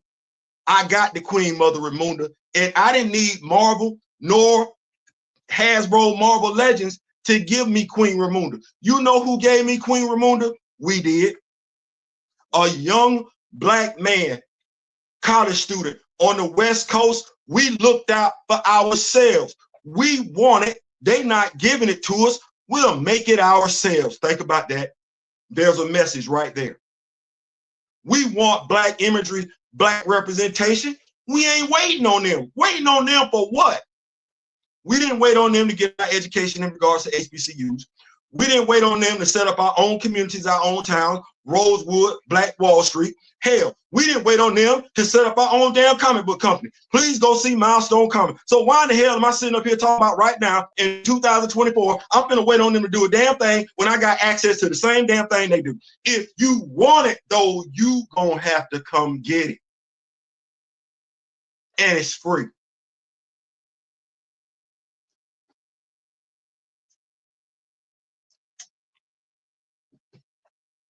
It's free. What's your responsibility as a black person? What's your responsibility as a content provider? Shout out to Ryan Clark and the fellas, Fred Taylor, Channing Crowder over there at the Pivot. Shout out to the Smoke or whatever. So watching the episode today, both content providers, all five of them, were on the screen. And they said that something that was very telling. When you're in this lane, when you speak the way that you speak, you have a responsibility. You can't say everything you want to say because it's not going to be effective. You can't always say everything you need to say. You have to watch what you say because you've gotten to the point, social media influencer, right, where people are listening to you. People are listening to you. People are believing in what you say. Now, that's a lot of responsibility because it's not enough just to get up here and want to talk. You need to know what it is you're talking about. And that's how you build your brands. You start being known for, okay, if I want this over here, I'm gonna go over here. But if I want this Black Panther stuff, if I want some knowledge, I'm going on over here. You can't deter from that because if you do, you lose credibility. So I have to be responsible in what I say. I can't always say what I want to say, nor how I say it. Everything is deliberate. When I raise my voice, it's for a reason. When I scowl my face, I'm doing that on purpose because I'm trying to drive a point home. In 2024, what we just found out was that if we ain't checking for us, nobody else is. Let me say that one more time. If we're not checking for us, nobody else is. It was depressing to hear so many of us talk about what was going on someplace else as opposed to what was going on here in America. You got brothers and sisters right here in America going through it. And there were so many of us that, I'm going to go ahead and say it, we were being misogynistic, that we talked about stuff across the waters that ain't have nothing to do with our brothers and sisters right here in America. That was crazy to me. Folks that I trusted, and when I say trusted, I trusted that they want that person. There's somebody else, there's a social media influencer right now that I would have never thought was thinking the way that they was thinking. I had to cut them off. Why? Because if you're telling me as a black person, you will go vote for the same person that hate groups, organized hate groups that want to take out your people, y'all voting for the same person, I can't deal with you. You ain't never got an excuse to do that. You ain't never got an excuse to make that verbal. You don't. Not if you call yourself a conscientious black person. But so many of us did it.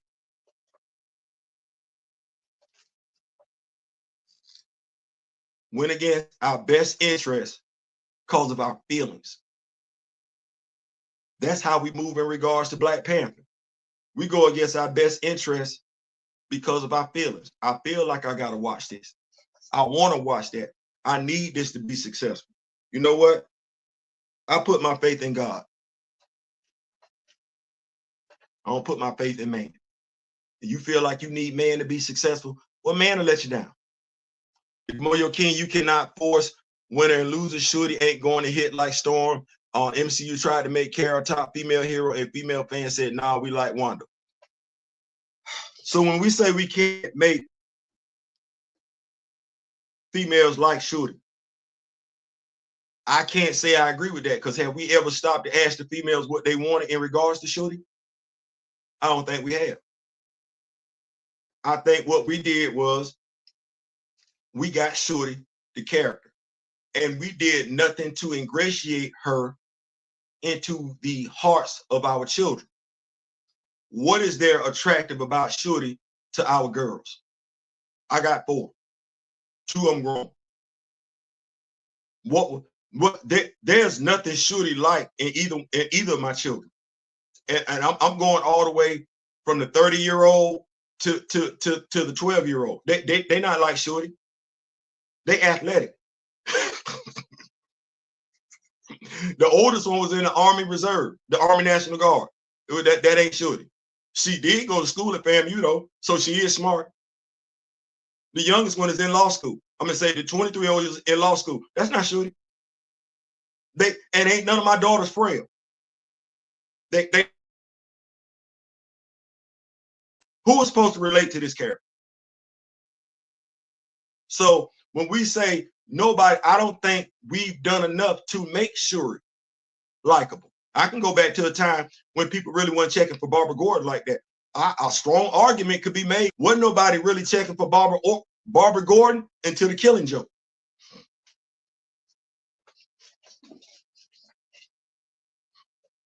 That's when she became interesting. The Killing Joke, or everybody wanted to see what was going on. Okay, well, I'm of the mindset we haven't done Shorty right.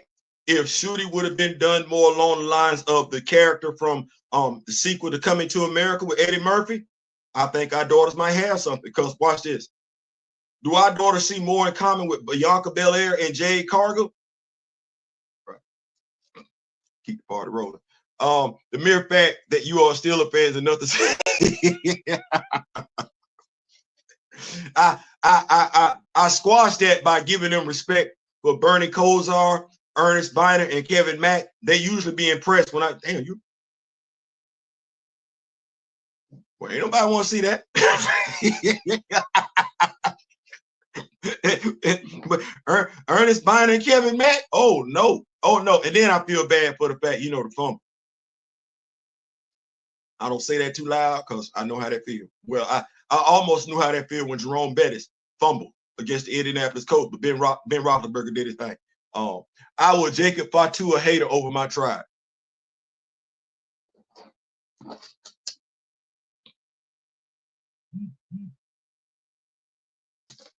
I ain't saying, I'm just saying. Photon, you mean Captain Marvel? Let me read this. Let me read this correct. Captain Marvel would have been a better fit because by and large, fan bases ain't going to pick sidekicks over standalone heroes.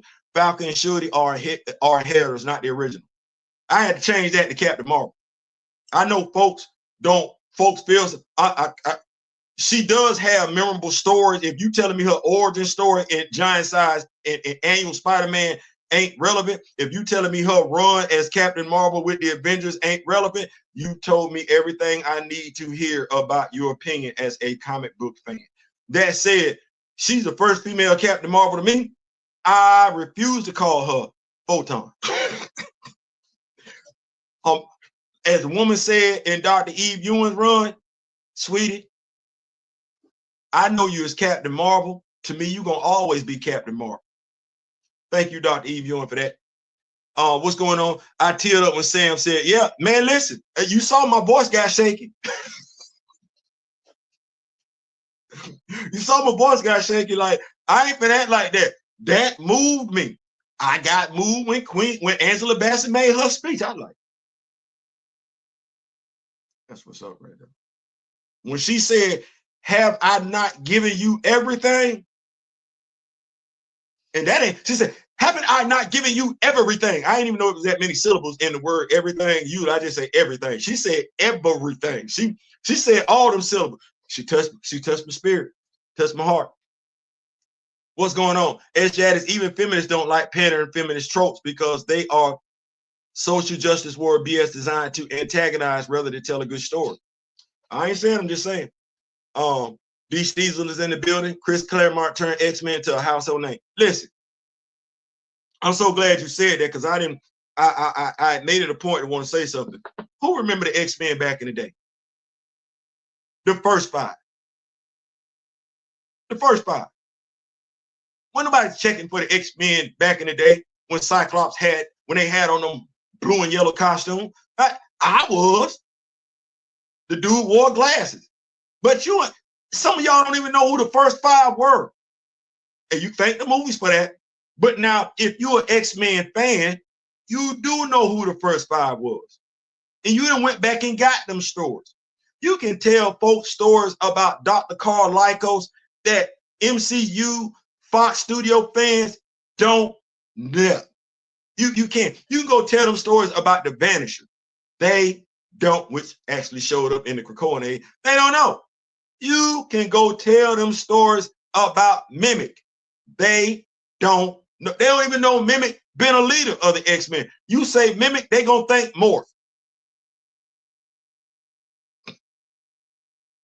By the way, just to let y'all know, it's changing. It's changing. It ain't Morph. I don't know who the hell Morph is. No different. I ain't know who the hell. Never mind. What's going on, Groovy Fee? X-Men books were popping when I was coming up. Yep. Mr. Ray Smith, my elders in the building.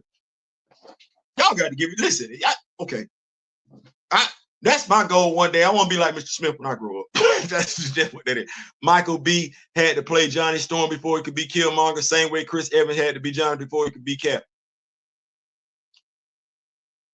What's going on? Marvel said no new merch in comics because of that's exactly what they said. Was they doing? Watch this. Now, did they make that move for the general audience fan, or was that for the comic book fan?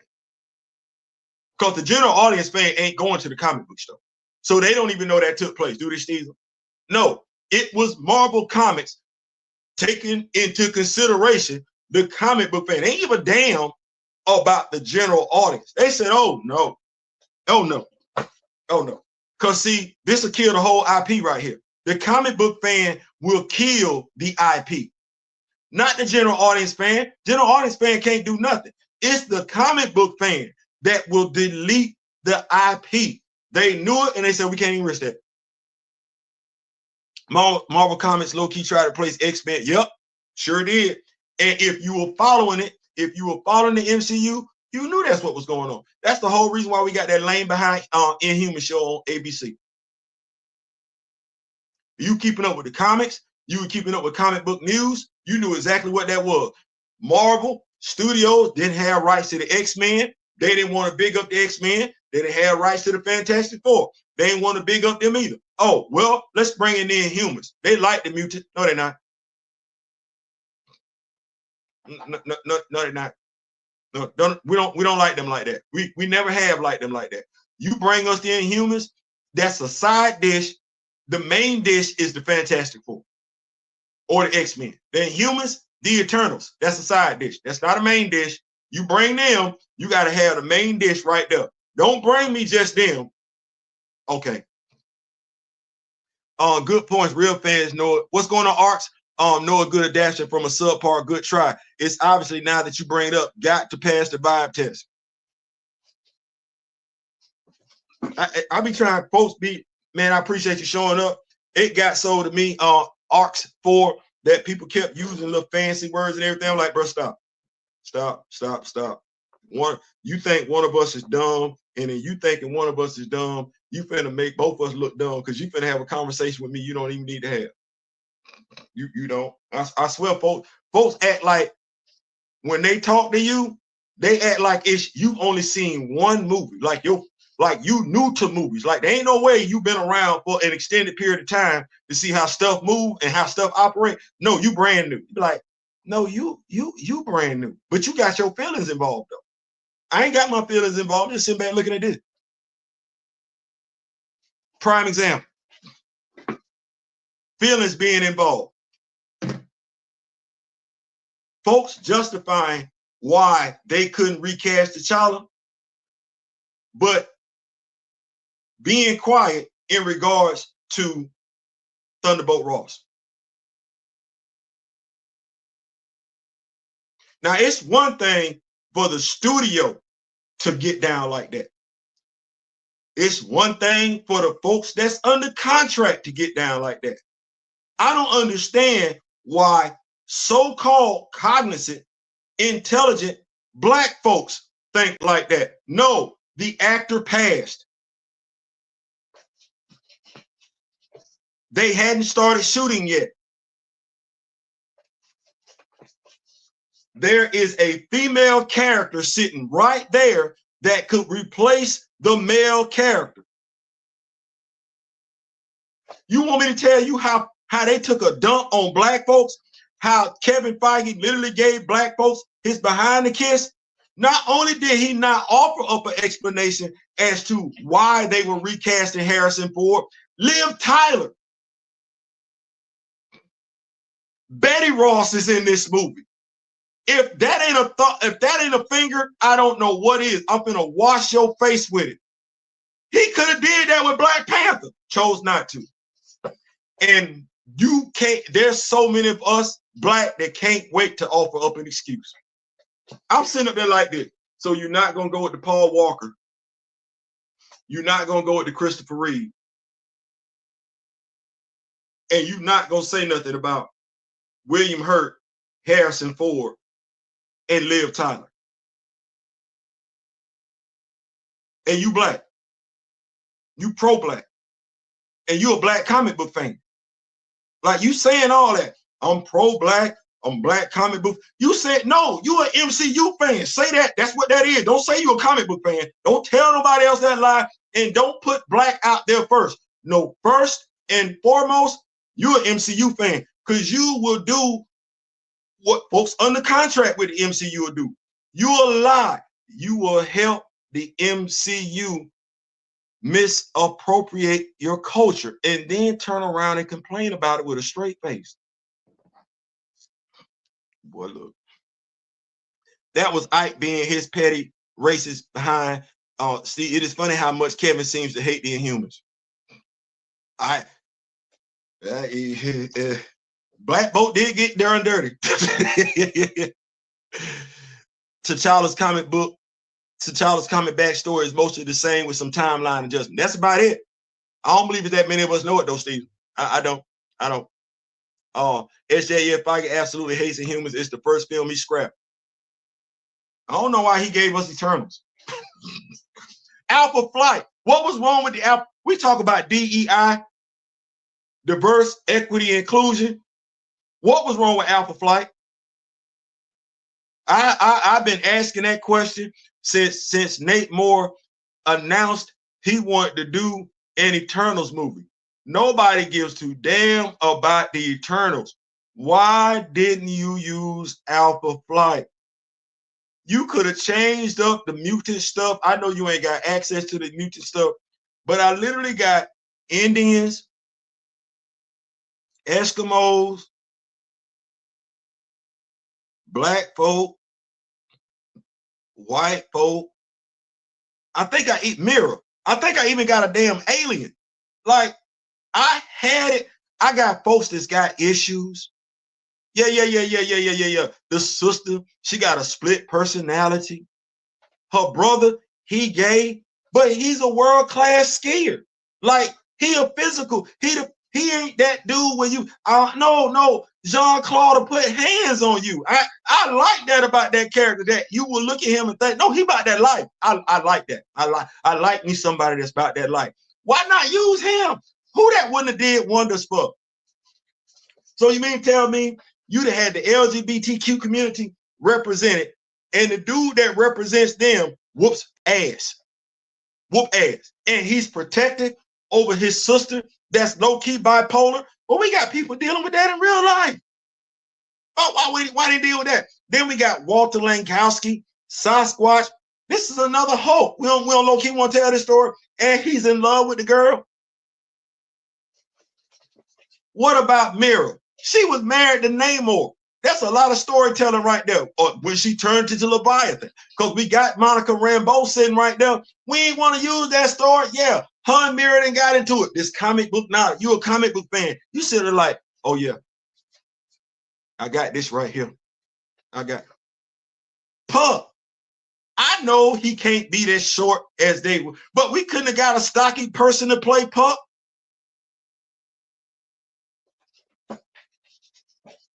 Gamma Flight. We wouldn't have wanted that story. We wouldn't. With James Hudson, he trying to take his costume off and everything like that. And then he literally, you want to talk about a scene in the MCU? Could you imagine the shock value? You a comic book fan. You see this story. They tell you it's Gamma Flight and everything. You know in the back of your mind, oh, this built, okay, this John Byrne story arc right here. Could you imagine the shock and awe on the general audience's fan when James Hudson looked like he take a dirt nap, and you as the comic book fan, you know better.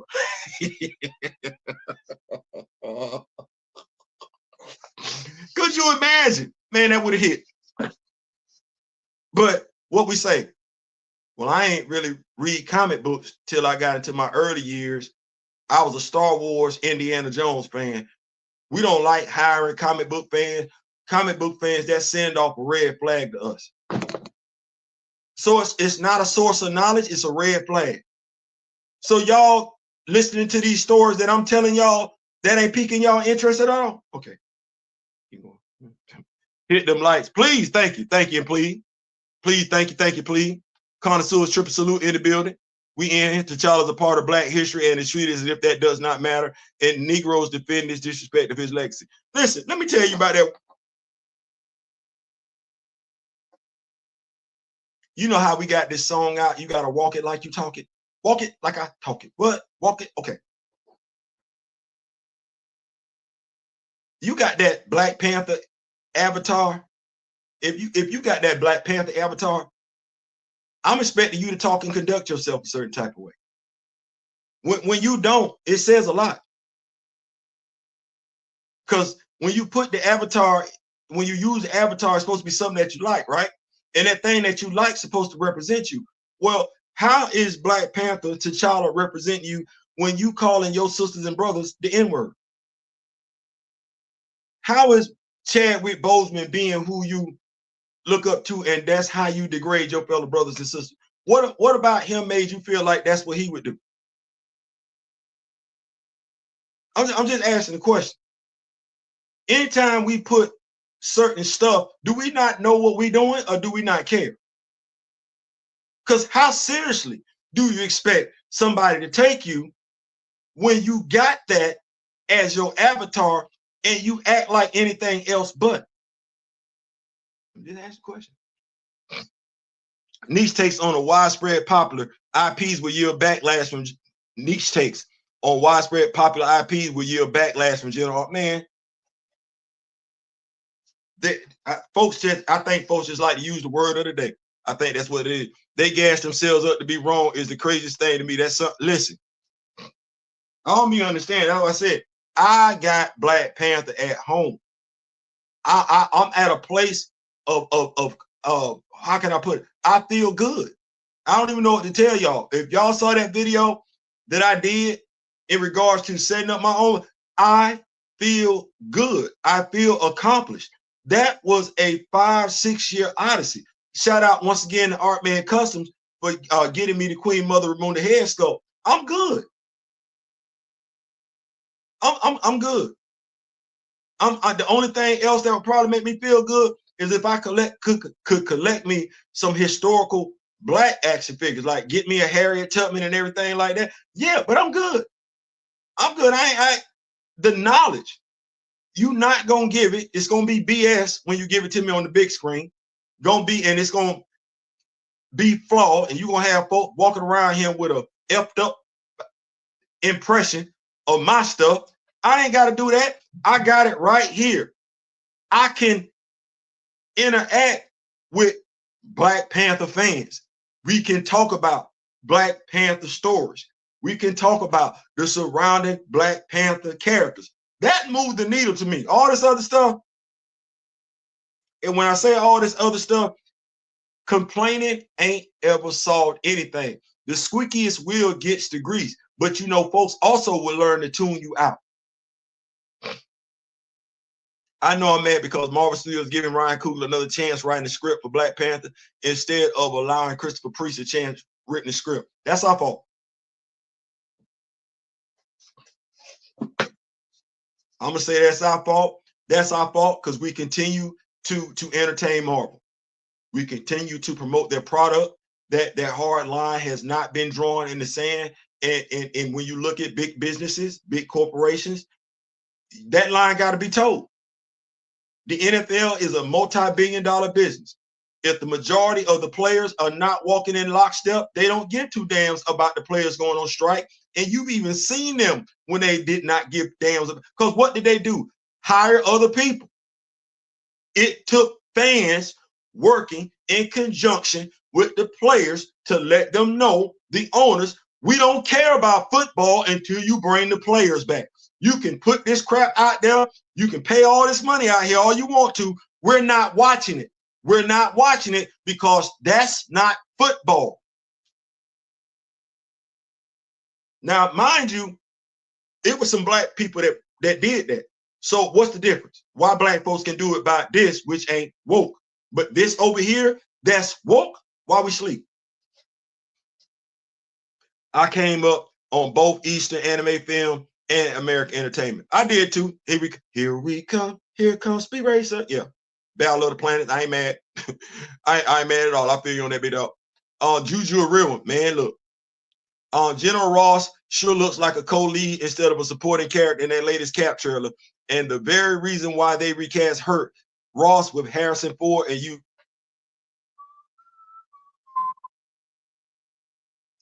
We gonna go see it though.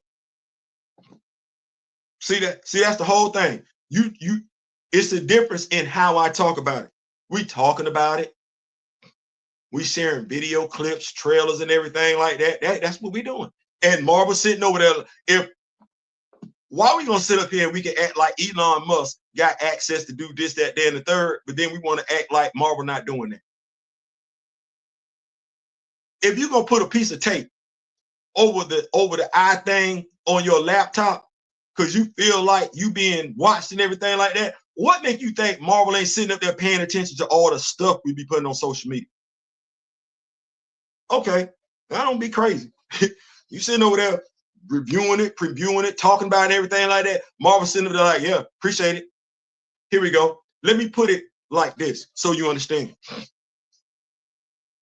You cannot like my video, but if you watch my video, you just help me out. I had to tell somebody that on TikTok.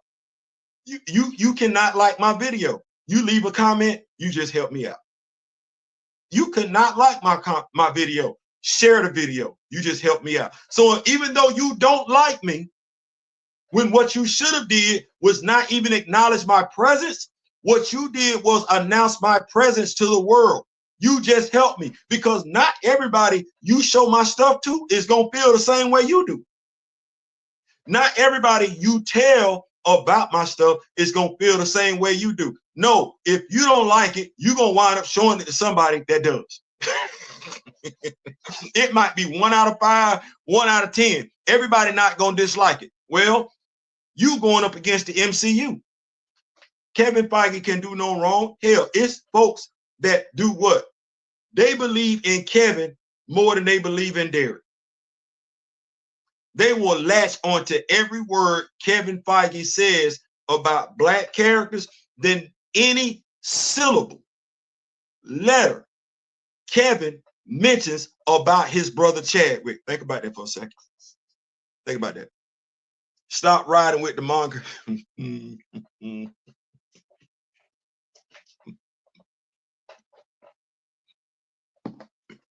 I'm still being PC. I'm still being PC. Marvel Studios basically ignored fans' request. Yep, which is crazy. Because you know who fans they did acknowledge? John Krasinski, Mr. Fantastic. They gave you John Krasinski. That was a fan casting. So we don't want to act like, I don't want to pretend like the MCU don't listen to people. Oh no, they listen to who they want to. Fans campaign, the actor campaign. Stay right there. Fans campaign, the actor campaign. Guess who showed up? Now we want to talk about something.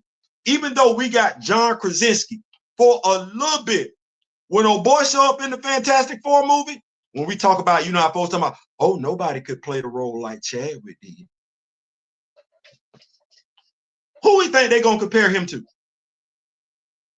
Because who's your first live action? Mr. Fantastic, John Krasinski. Are you not going to sit up there? Yes, you're going to compare both of them. You're going to compare how their hair look. You're going to, if old boy wearing a mustache, you're going to compare that. You're going to compare their costumes. Hell, you're going to compare how their powers look on screen. You're going to do, but you're going to be fine doing that comparison, all right? You okay with that comparison? You didn't ask the question who else could play Mr. Fantastic. That's not what you asked. If you a diehard Chadwick Boseman fan, but yet you appreciate the work that John Krasinski does, you ain't asked that question. Matter of fact, truth be told, you ain't never asked that question about who can replace a white actor. Y'all sat up there, y'all watch Spartacus, Spartan, whatever that is. I don't watch that because I ain't in it. Did a black person ever ask who could replace the character, or you just kept it? I'm gonna say who could replace the actor, or we just kept it pushing. That ain't the only recast. Didn't Dumbledore get recast in Harry Potter, or the dude get recast in Lord of the Rings? What black person said something? Oh, they can't recast the actor. Why not? Weren't those accomplished actors? Weren't they? They recast the role, right? Did you ever ask who could? Or you just content to sit up here and say it's different? It's always different when it comes to us. And as long as we keep accepting difference, then stop asking for the same thing. If we're content to keep accepting difference, then stop about not getting what everybody else gets. You sending mixed signals.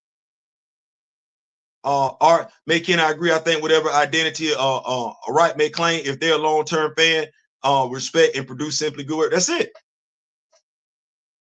If you are a good writer, you can watch this. modernize the character. You can update the character. Jon Favreau, is he not a great writer? Did Jon Favreau give us Iron Man verbatim, his origin story? Or did he not, as a good writer, modernize the story? Right. He modernized the story, gave us great work. Yes, definitely. A strange no one wants to employ real fans to produce any kind. Only in this one, because I don't think you could ever hire anybody to work on a Lord of the Rings, Harry Potter project that's not a fan. No, you're going to hire somebody that know, because I know that woman ain't finna let you F up her stuff like that. She ain't finna do that. Just saying, Steve, how can you hang with that bunch that come over here like, oh, I didn't know. Wait. I'm trying to keep it PG. I'm trying to keep it PD. What's going on, Terrell? What's going on? Hey, essentially, here we go. So if folks want to know why, because I believe in letting it be known. If folks want to know why Kamoyo is feeling some type of way, as I alluded to earlier, if you're just not stopping in the video and everything like that, Juju saw the video in regards to YouTubers saying recast T'Challa. Why was Kevin Feige, if he felt this way so strongly about T'Challa, why didn't he recast the character? Why did he kill off the character? Juju wanted to share the video, i.e. bring awareness to what was going on, and found out that he was blocked. Now, it's a damn shame if you just getting blocked because you know me. Like, we're not in high school, we're not in college. At the end of the day, the message is still supposed to be the message, but it's childish to block people because they like somebody or because they interact with somebody. Usually we reserve those moments for somebody who has done something personal to us, somebody who has caused direct harm to us. Hold on, can somebody get him?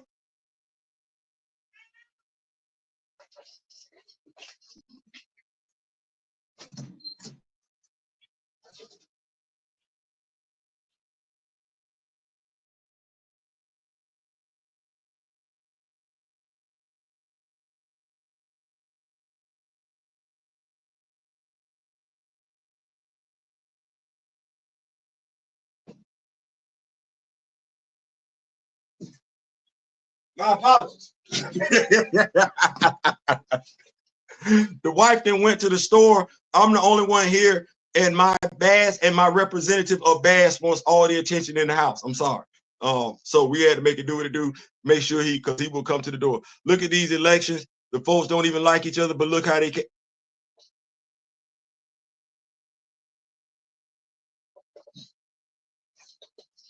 Like I said, I don't think everybody on the San Francisco 49ers likes Nick Bosa. It don't matter. They trying to win a Super Bowl.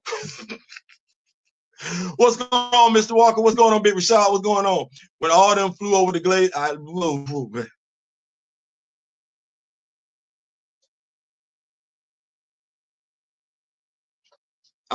trying to watch what I say because I'm like, I was thinking about that today, Kamoyo, and I was like, I didn't mention anybody's name.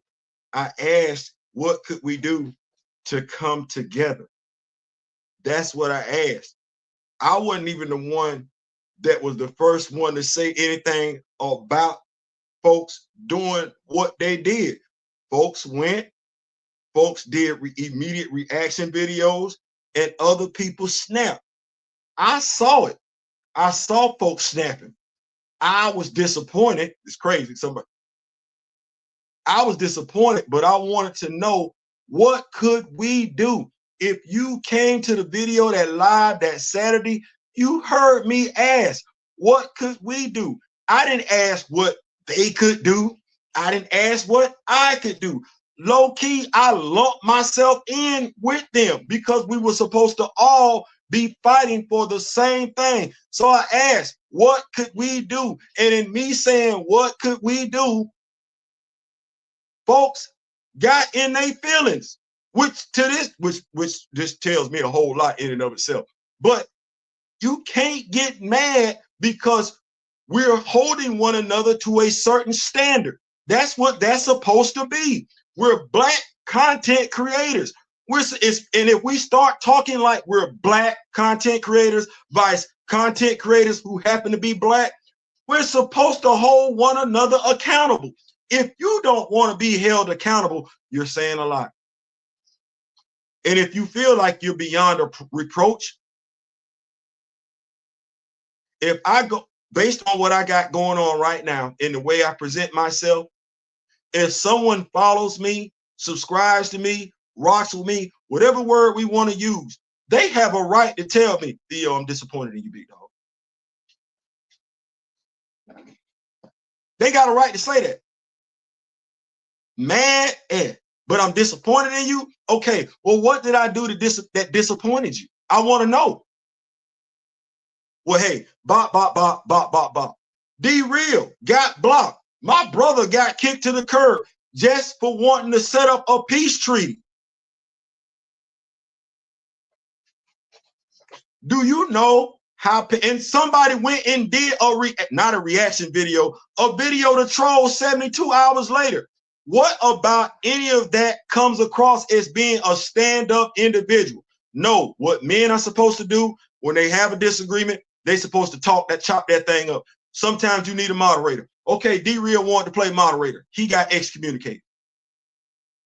Okay, Juju just wanted to share knowledge. Juju blocked. What does any of that have to do in regards to moving the needle forward in regards to Black representation and Black image? Nothing. I gave up on connect.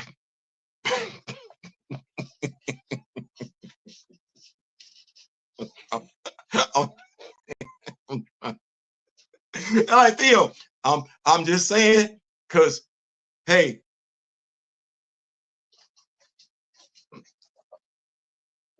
cream rise to the top. I'm gonna stay on my square.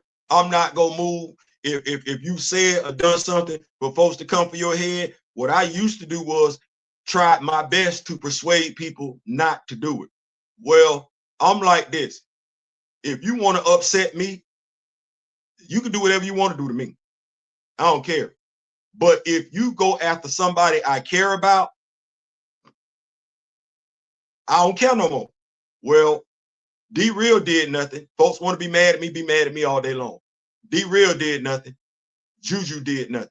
We start doing stuff like that. Okay, well, I don't care no more. I don't care no more.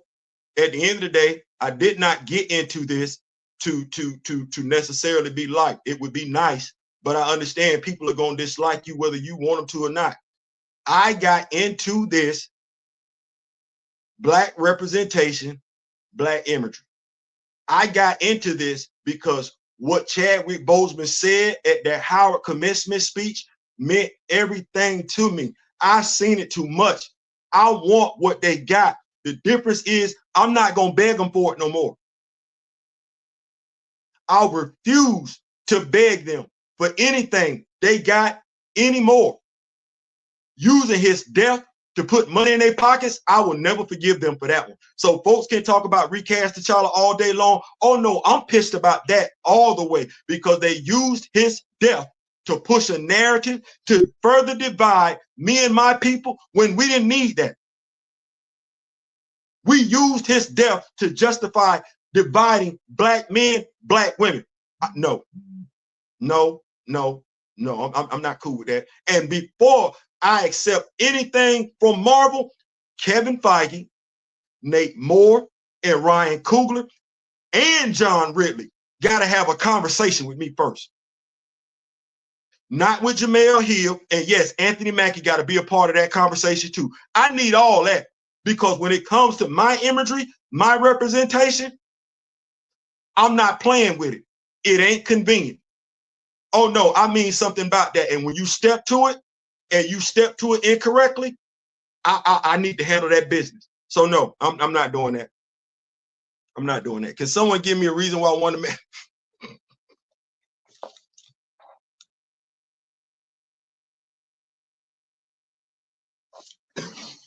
The closest thing I can tell you is, well, We don't have a Wonder Man action figure coming out next year. We don't. That's the first thing I can tell you. Aside from that, he's in Avengers Assemble, the second Avengers book that we're currently getting. And other than they just want to shine some light on Simon Williams, I can't tell you. Because it's a current comic and he's still very much white. It's a current comic. I got issue 2, issue 1. He's still white, so I don't know what to tell you. I can't tell you, Miss Kid. I can't. When talking priests, don't forget about Strum, and Drain. That is what the Wakanda military should look like. Not a few doors on the raft in the middle of the ocean. Well, when I'm talking about priests, I mentioned the High Tutsi. So I mentioned the High Tutsi. So if you are a Christopher Priest fan, if you're a Black Panther fan, you know that ain't what that is. So but folks seem to didn't have a problem with the most advanced nation on the earth falling prey to water balloons and traveling on a barge in the middle of the water and hanging their women over the side on some rope. Something about that just didn't look advanced to me. I don't know. But if you're a Black Panther fan, though, you care about that. If not, you took it for what it was.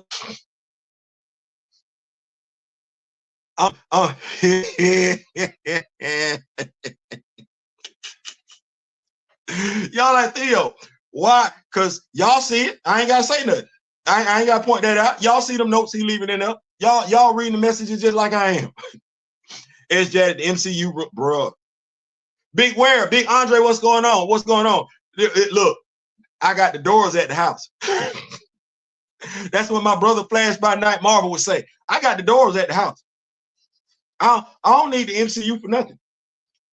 And I like it like that. I don't need the MCU for nothing. I got Hunter. You know how folks be talking about, oh, why can't a white person sit on the throne in Wakanda? Well, I don't know how to make you feel, but I got Hunter. He's the leader of the High Tutsi. He would be low-key next in line. He would be.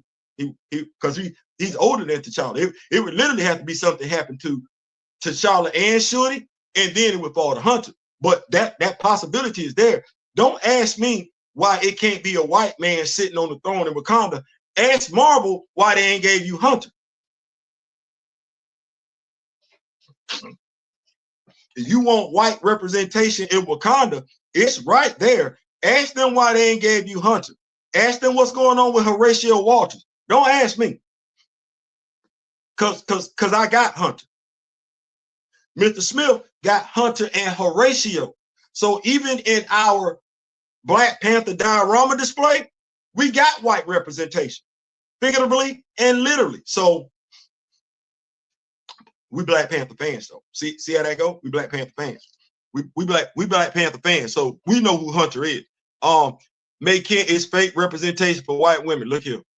Christopher Priest is alive. Marvel Studios doesn't have a man write the script. It's no different than Miss Kent, than Marvel not knowing what to do with the Blade movie. Brian Hill been sitting right there.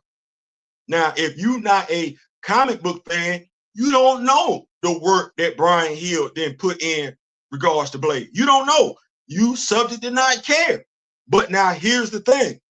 If you were to find yourself reading Brian Hill's last run on Blade as a movie fan or a MCU stan, you would climb up Marvel's yam cakes and ask them why they just didn't use that run. You would. But because you're content to stand over there and be linked up with Marvel, you can't afford to read comic books, because then it will open your eyes up. You know how they talk about Pandora's box? Once you get the knowledge, you can't act like you ain't got it. That's why it's easier to stay ignorant in regards to the comics than read them. Because once you get them, you're going to be like, wait, this T'Challa's origin story? Yep. That's what he did to Claw? Yep. He a world-class Olympic level athlete.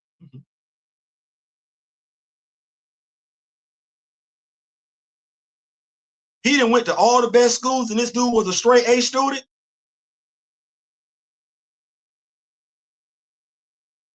Why they didn't give us this in the movies? You sitting up here right now. You a Black Panther fan, but you more or less a Black Panther MCU fan. Talk to me about Bast. I'll wait. You can't tell me nothing about Bast as an MCU Black Panther fan. Why not? That's a black goddess. You got everybody else's God. You couldn't get one that looked like you. Everybody else's God then got some screen time. Yours? You a Black Panther fan. Did your favorite suit? Can you justify that? That makes sense to you? I'm just asking questions. Macon Kevin has told you 1,000 times. he has said that 1,000 times. I'm sure he also banned Avengers Earth's Mighty. Listen. I look nice. I like that. When that coming to mail? No. Where you get that from? I like that shirt. You can't wear it on camera. My wife got on a nice little shirt. She can't wear that on camera.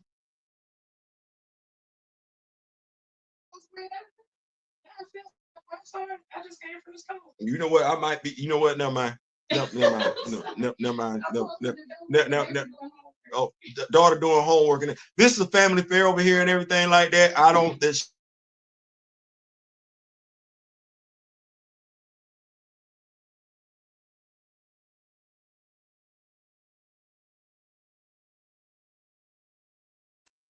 There we go. We back. We back. Kevin asked his comic story group after he got more control. He did. Marvel has been playing in our faces too long.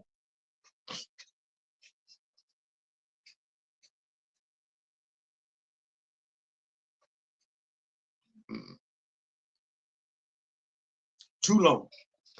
I'm just saying. You that it started. It started. Watch this. You an Iron Man fan?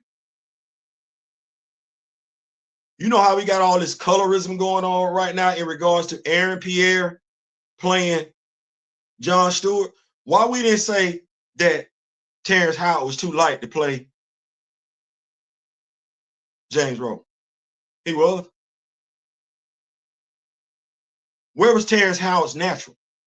Because James Rhodes don't wear his hair like that. Why Terrence Howard wasn't in the weight room? Because James Rhodes ain't just tall. He got some size to him. He bigger than Tony. He taller and he bigger than Tony. Why we never got that? Why ain't nobody say nothing? And then they downsized with Don Cheadle. Don Cheadle don't look nothing like James Rhodes, other than the fact maybe we saying they share the same skin complexion. He closer to James Rhodes' skin complexion, but that ain't James Rhodes. Well, who said so? Because if I can slide that past you and you not say anything, then you not as observant a comic book fan as you claim to be. Think about it. Heck, I just saw a tweet today where apparently Kevin told his creative teams to base Galactus off the Fortnite version, not any other. You ready? Shout out to my brother Flash by Night Marvel. Y'all like Theo. Hold on. Shout out to my brother Flash by Night Marvel. We do stuff a little bit differently over here. Hold on. Y'all like Theo. Now I just want us to understand some stuff. I just want us to understand stuff. It's a reason why I feel the way I feel about certain stuff. It's the reason why I'm able to go on about my business. My brother Flash by Night would say, we got the Fantastic Four at the house.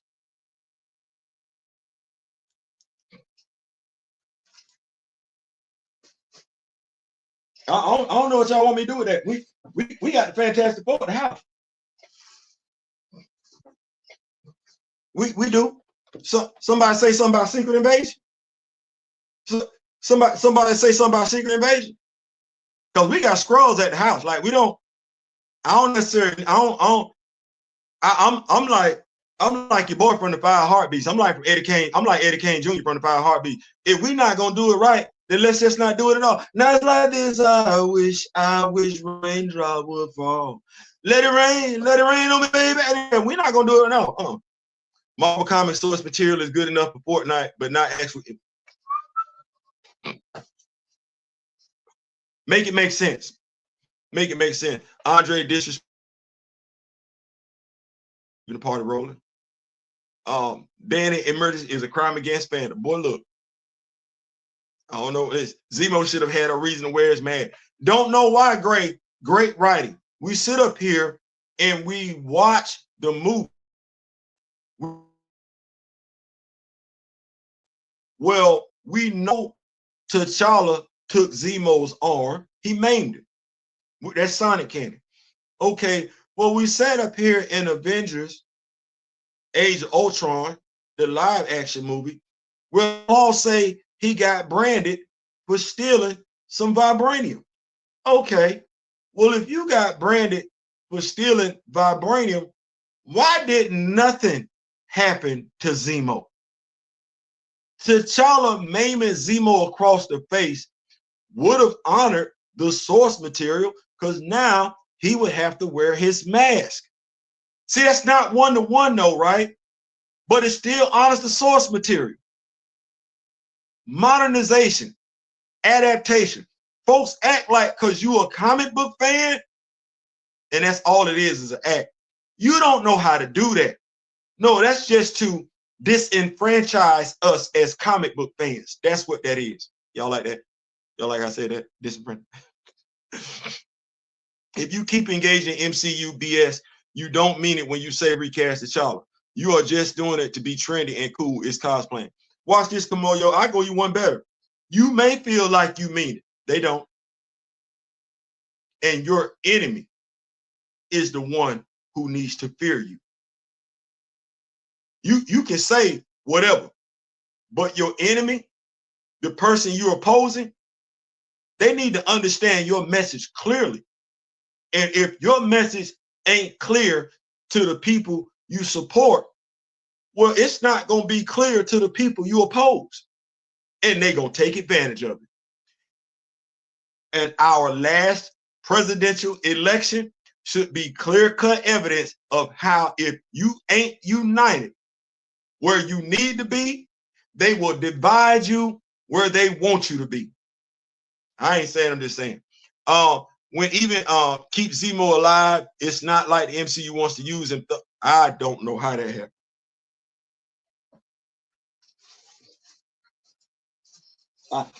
I can't even explain how you do a Thunderbolts movie and you don't use it.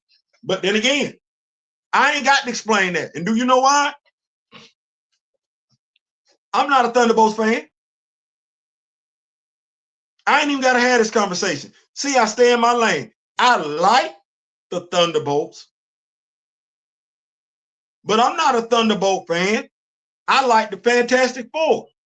I'm not a Fantastic Four fan. You know what I get to do when Fantastic Four comes out? Just sit like this.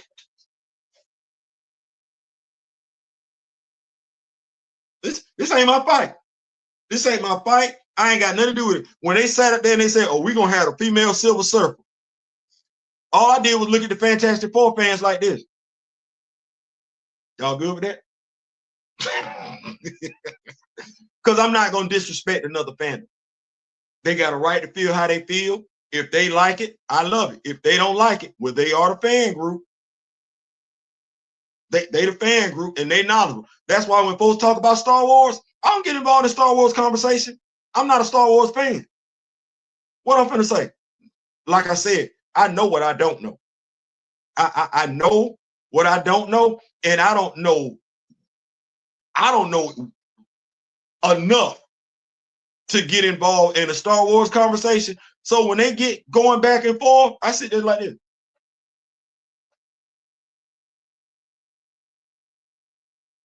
I ain't got no dog in that fight. You don't want to tell the Star Wars stories, right? Well, who you pissing off? Star Wars fan. You know what we'll never get from trolls in regard to Star Wars fans film? They will never say Star Wars fans don't know what they're talking about. They will call them sexist. They will call them racist. But they will never disenfranchise Star Wars fans by saying they don't know what they're talking about. Not like they do with Black Panther fans. Oh, no, no, no, no, no, no, no, no, no. It's us that don't know what we're talking about. They would never devalue Star Wars lore, Star Wars history. They would never devalue it to a Star Wars fan. It would never fix their mouth to do that. But it's only with the black character, i.e. T'Challa, that they want to talk bad about. And they black. Damnedest thing. Damnedest thing. Casual will show it to BP3 just to see. Yeah, they absolutely will. And there's absolutely nothing wrong with that. Denzel Washington is a phenomenal actor. Here's what's going to wind up happening. They're going to put out that trailer. Just like they did with Angela Bassett.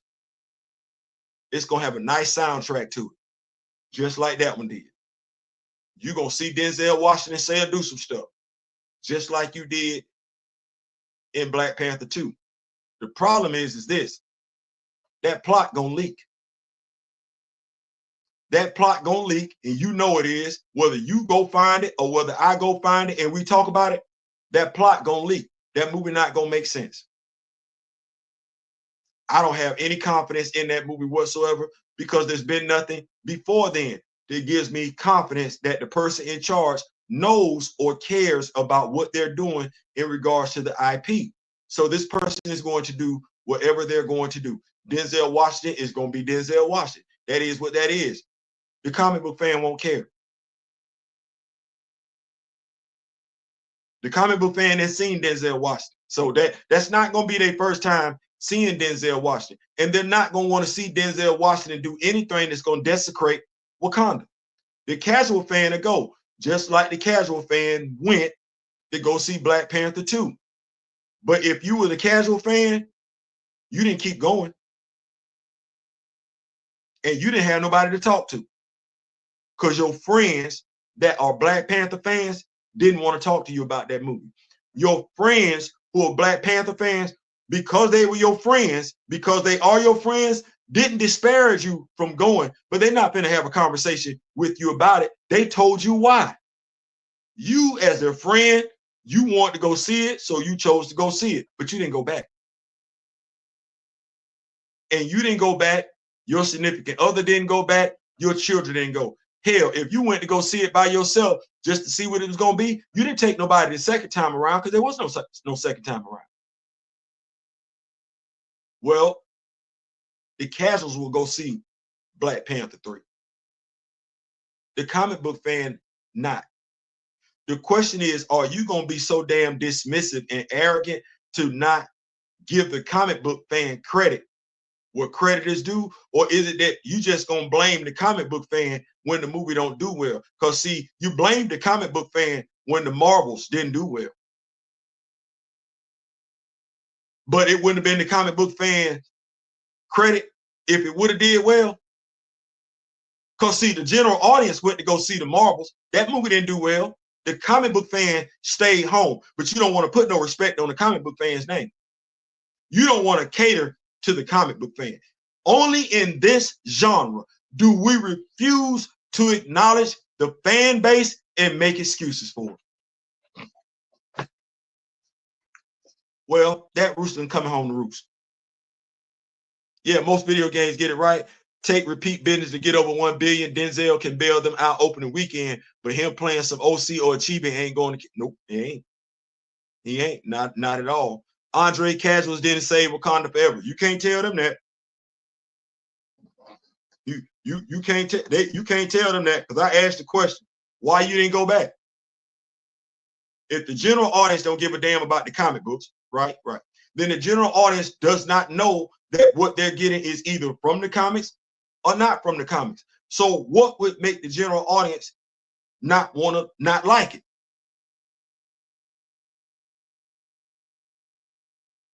What prevents the general audience from not liking a movie that has nothing to do with the comics when they don't read comics? What stops them from liking that movie? We want to disparage the comic book fan so damn much. You can, but as the general audience, you don't know what you're watching. Where are you going to go get your take on it? Where are you going to go get the perspective on whether or not it was a good movie or a bad movie? Who's your sounding board? You don't read comics. So who you talking to? John Campion? E-Man? New Rock Stars? Heavy spoilers? Who you trusting for your intel when you go, right? It's the person you know that's the comic book fan. Stop disrespecting that person in ways you would never want to be disrespected about stuff that you like. You can keep doing what you want to do, but I don't know if y'all remember that song about Beyonce when she said, "We run the world." We run the world. Well, comic book fans run this genre. And you can keep disrespecting it. You can keep not giving comic book fans their due, but we can show you and have shown you in ways, better ways, more ways than we can tell you, because you're taking L's. And the epitome of stupidity is doing the same thing over and over and over again and expecting a different result. The MCU, that's the epitome of stupidity. You won't hire comic book fans. You keep going deep. You keep going further and further away from the source, but you surprised when the movie don't do that well. Oh, it's superhero fatigue. No, it's bad writing fatigue. Oh, it's too much quantity. We get comic books every Wednesday. I'm going to the comic book store tomorrow. I don't want to tell you how many. It's not superhero fatigue. Stop lying to folks like that. Andre, they thought those pre-sales was it. Well, it sure wasn't. Wakanda and the royal family have been treated like some funky booty juice, and casuals have been slurping it up like it's the best thing ever, not knowing there's so much better Black Panther material to use. That would be the group that loves black trauma porn. You can't tell them nothing. That's the same group that's watching Stars every Sunday. That's the same group that's watching every black soap opera on the Oprah Winfrey Network. That is the same black person that can't wait to get home and watch their latest round of black reality shows. They don't expect better. They ain't used to better, so they ain't checking for better. No, they checking for stereotypical black trauma. Regardless where they at, they can't even get away from it on their rest time. So Captain Marvel was straight up hot dog water.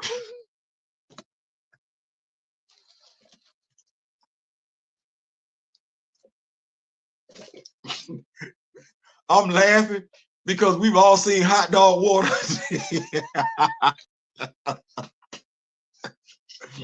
I don't know who didn't ever slurp some hot dog water. Not that I have, but I'm just saying we all get that because it's like your hot dog water don't it don't look good, but we'll eat the hot dog. That's crazy. It's crazy. Great casuals don't even bother with the merch. Shout out to Ollie's. Shout out to Ollie's. Shout out to Ollie's. If you need you some doors, like I said, I'm at peace. I'm at peace. I low key want to tell y'all what I'm gonna do next, but I'm keeping that to myself. I can show you better than I can tell you. But the fact that I got Flea, who got Flea in their Wakanda? Who even know who Flea is? Who even think enough about Flea to have their character? Who even know about Shorty's pride? They're like, Shorty's pride? What you mean? I ain't talking about nothing eternally. No, Shorty got her own.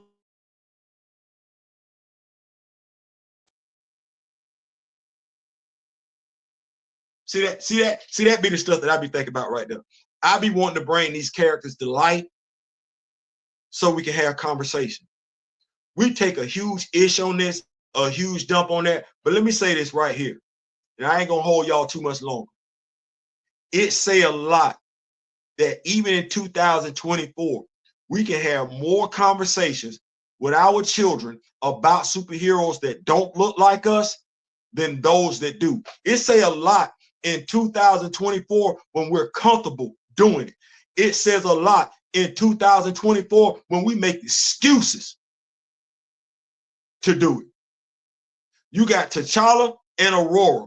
Who else you got? Luke, Sam, Misty Knight. You're not having them conversations with your children like they have conversations with their children about Clark, Bruce, Diana.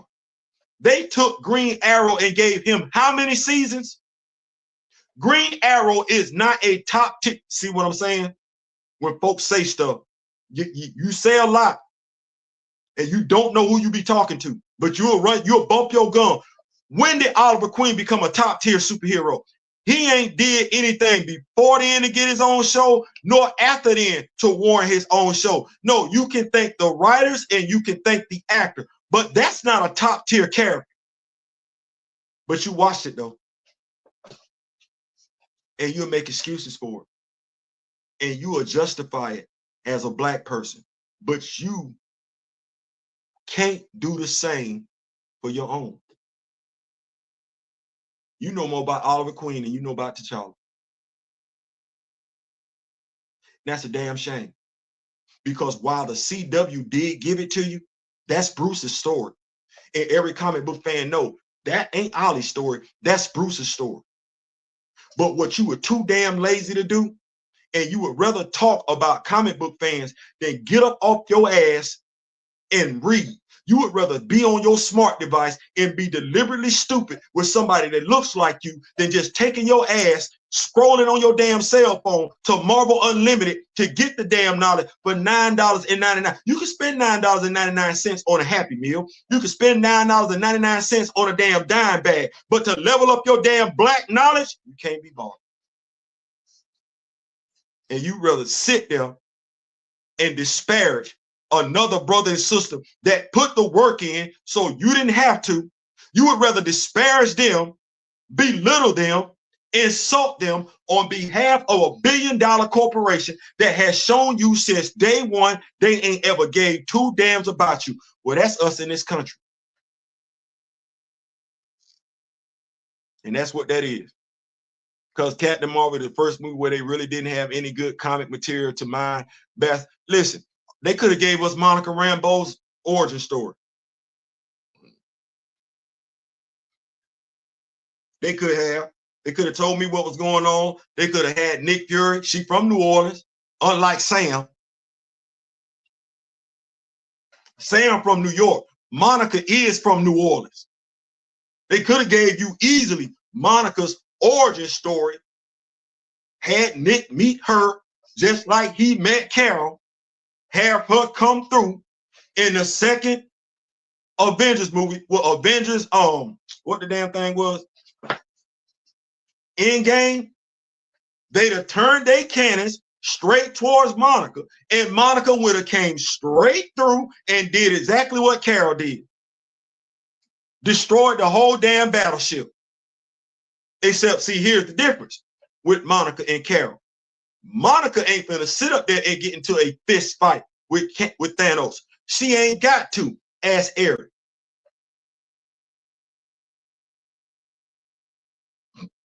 Ask Eric how Monica can get you up out of here and ain't got to put no hands on you.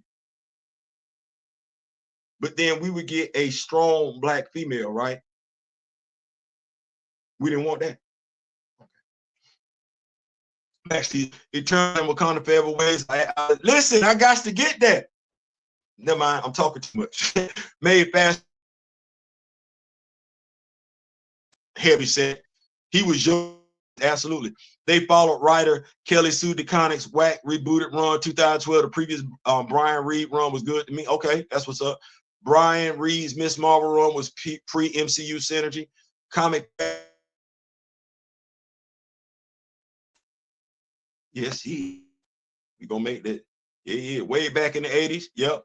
I would defer to you. I don't think I have read Carol outside of Avengers or Miss Marvel books on these seasons, because I will admit when I am not a fan or haven't read. Listen, that's the only way you can learn. When you know what you don't know, you let folks give you that knowledge. You go check it out.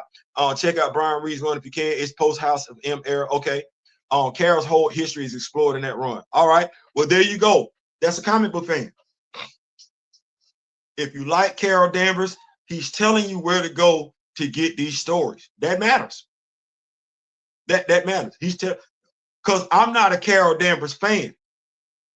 I like Carol, I do, but I'm not a Carol Danvers fan. My knowledge of her is not extensive like that. So good looking, D. Good looking. Steve was so much to read, watch and play, but I would keep it at, man, listen, you got to go. Listen.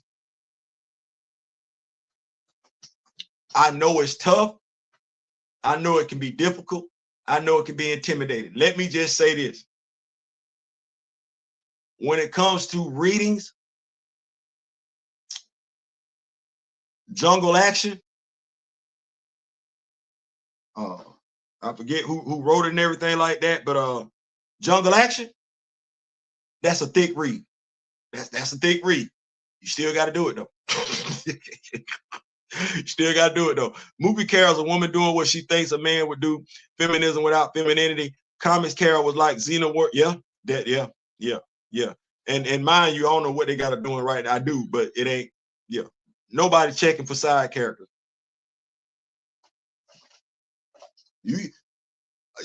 Who was checking for Agatha Harkness? Okay, well, how well the Agatha? Now I know the MCU fans liked it, but overall, how did Agatha Harkness perform? Not that well. Why? Because comic book fans not checking for Agatha Harkness. That ain't even the Agatha Harkness that comic book fans give a damn about. She just got here. That version of Agatha Harkness. Oh no, the Agatha Harkness that comic book fans care about. Well, that's an older lady.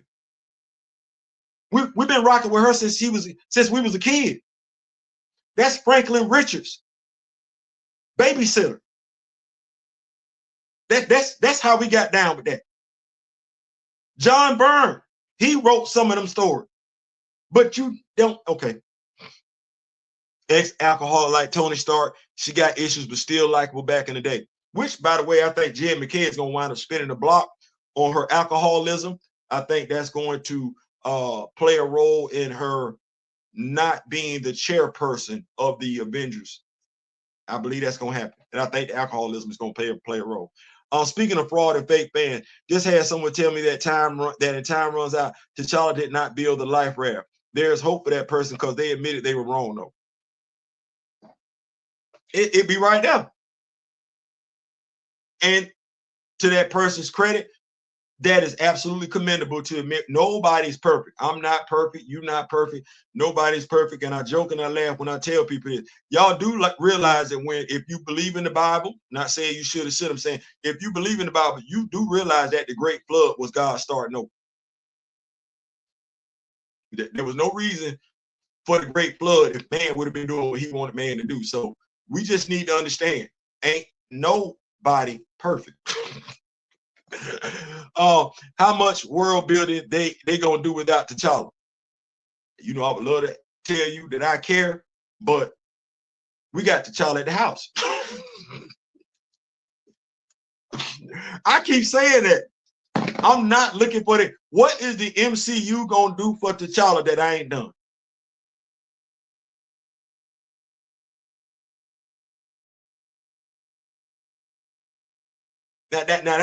That I don't work for Marvel.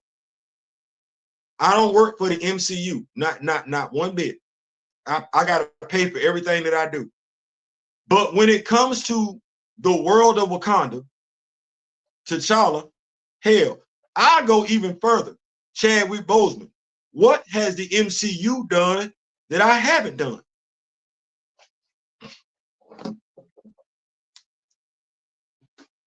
I'm not trying to be arrogant. I'm not. But I'm of the mindset, and I've been rocking with y'all like y'all been rocking with me, so I know y'all gonna keep it a buck. I'm of the mindset I've done more in regards to sharing information about all things Wakanda along with Chadwick Boseman, more so than anybody from the MCU. Now, if I'm wrong, please feel free to tell me. I listen. Old man T'Challa is Earth 138. Oh, Lord. Byron, there we go. Voice actor. There we go. T'Challa just showed up. Ashley, T'Challa, and Eric just showed up. Eric Stevens. What I'm waiting on them for? I don't even need them to do a voiceover for T'Challa. Is this chat, y'all? I know I love y'all. What's going on, Big Brian? If the MCU can trick fans into saying 616 instead of 1999, anything possible. Boy, look. And the only people who wanted to say that were those that did not care about the comics. Because ain't no comic book fan referring to the MCU as 616. That's not happening. You a comic book fan. You've been calling that the 616. You would be offended if anybody called anything else the 616. You're not doing that. But what does it say about the hubris of one individual to basically take ownership, try to anyway, of a universe that's already occupied?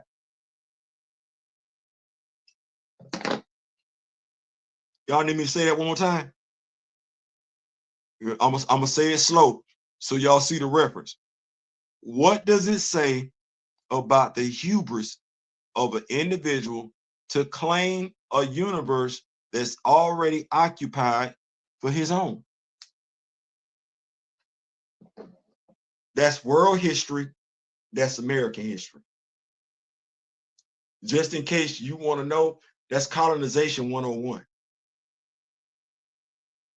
That was him verbally colonizing a fictional universe. You that damn thirsty that you need folks to come over from the comic book universe. You need them to be confused with your universe so they'll give that universe attention. You don't have enough confidence within you to build that universe up on its own, where people are mentioning the 1999 alongside with the 616. You want to supplant the 616?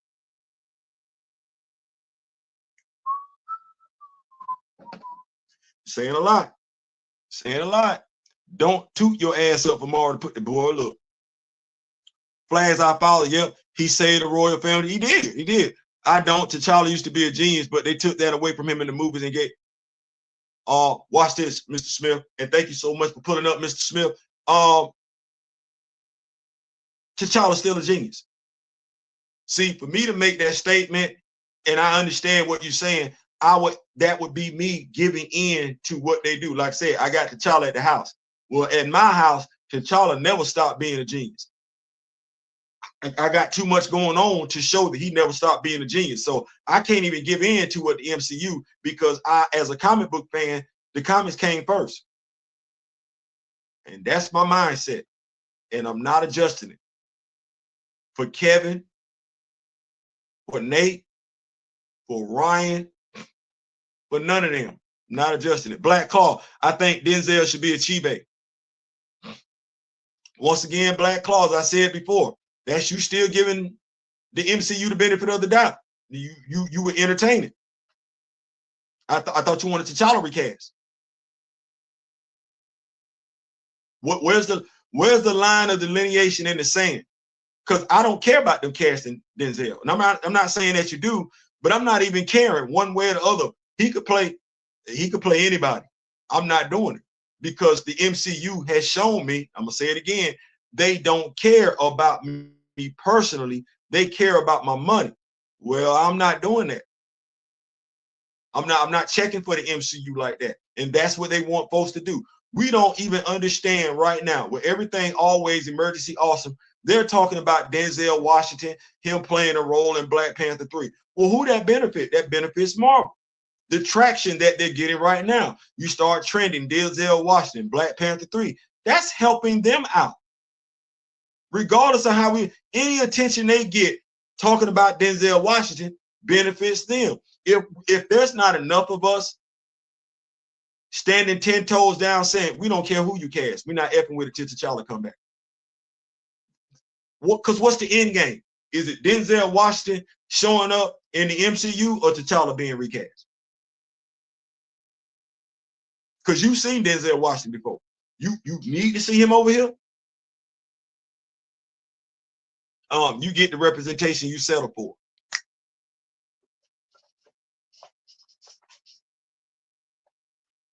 There my brother go. He in the building, y'all. He in the building. Man, listen, that big dog, he don't even know how much respect I got for him. He don't. He has no idea. Prophet, what it do? Yes, that's the prophet. Actually, now that I think about it, does any more hero? No. You mean in the comics? Because if we talking comics, we got Monica. Now, I know some folks would say Miles, but they promote Miles as Black Latino, so he biracial. But if we're just saying all the way Black, then it's Monica. I know y'all like, I'm not doing that. I'm not doing that because that's how they promote Miles. Even though Miles is darker than me, so I even though I probably look complexion like a Latino, I'm too light skinned to play Miles. That's effed up, but I'm not dark enough to play the role of any superhero. It is what it is. I low key started to change my page and just start talking sports because I was offended that so many of my brethren felt like I could not be a superhero. I started asking myself what I was doing all this for because I was like, that's effed up that I can talk superheroes, Black superhero, be down for Black representation and Black imagery, but I'm too light skinned to be Black, a Black superhero. That hurt.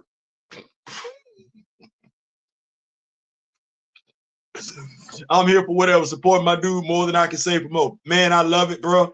I love it, and just know that thing go back. Like I said, I'll probably share the episode of The Pivot that I saw with Dave Ryan Clark Up in Smoke. That thing really was touching, and it says a lot when we supposed to be walking lockstep. And mind you, like I said, brothers not gonna always get along, sisters not gonna always agree and everything. Sometimes, yeah, they might even fight. But at the end of the day, the main thing is the main thing. It's about our family. It is about our family. It ain't about all that other stuff. And honestly, truth be told, Black folks, we fight too much in public. What we're supposed to do is, if we have a problem with each other, bring that thing behind closed doors, like my brother D Real tried to do, and settle that like men. No, we want everybody to be in our affairs. We want to do everything for the gram.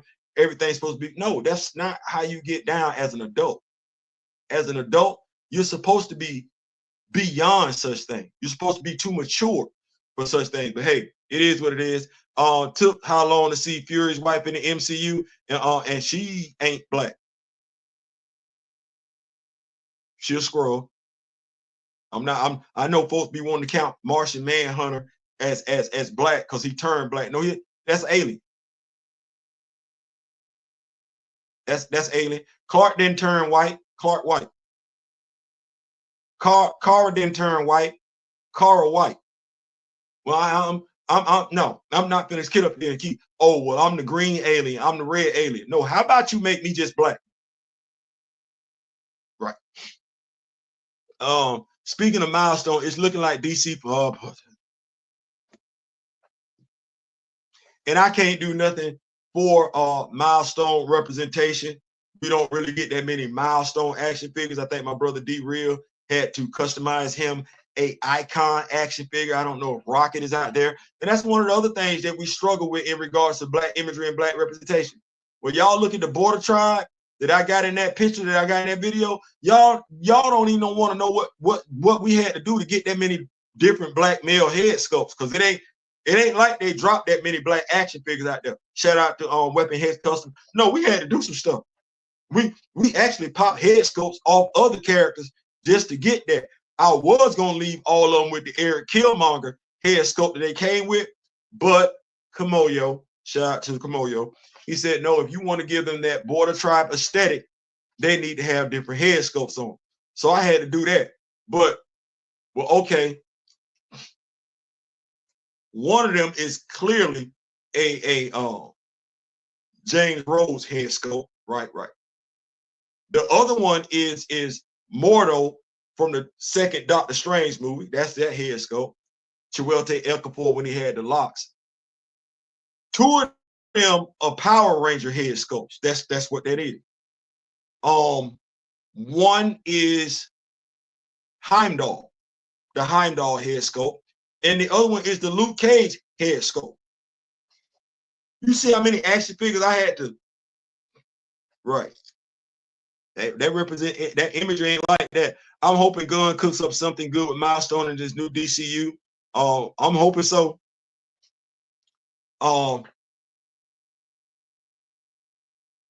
You say Static. I want to see Icon and Hardware. I want to see more Icon. I want to see more Hardware, and I want to see more Rocket. Not saying that I wouldn't be excited to see Static. I've just seen it. And I want to see these other heroes from the Milestone universe get a turn. Tom Cruise has said he would like for Glenn Powell to take over the Mission Impossible franchise. Sebastian Stan has recently said he would want to see Steve return. Where is this for a new actor for T'Challa?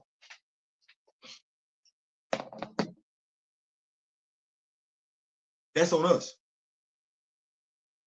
See, when I go back to it, Steezel, you never heard Kevin Feige act like he was gonna say anything detrimental to Thunderbolt Ross being recast. We did that. We didn't tell Kevin he don't know what the hell he talking about.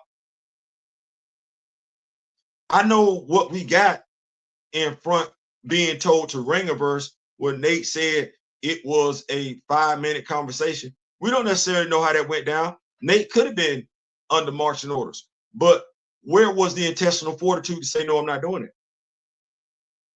Ryan Clark. Forgive me, Ryan. Ryan Coogler, where was I'm not doing that.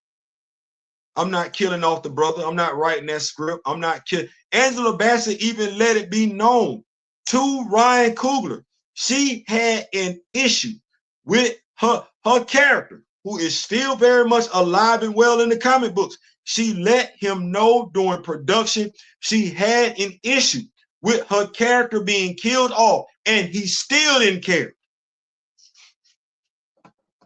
That says a lot. He still didn't care.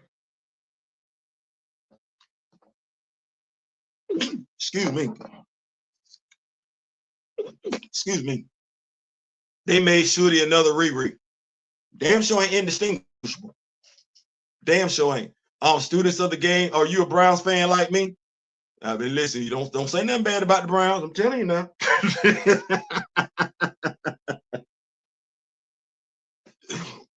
I'm still a fan, and as much as me and Mr. Ray Smith have talked, I have never made a disparaging comment about either the Cleveland Browns nor one LeBron James. Do you know why?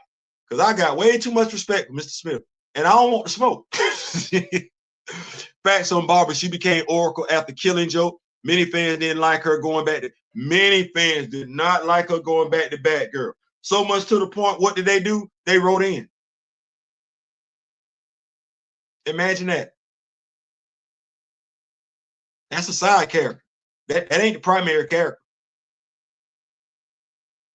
But fans wrote in to let DC know they weren't fans of her being Barbara Gordon. Now, when folks like to tell us what we can and can't do, what does and doesn't work, do you know the letter writing campaign worked so well that they put Barbara back in the wheelchair?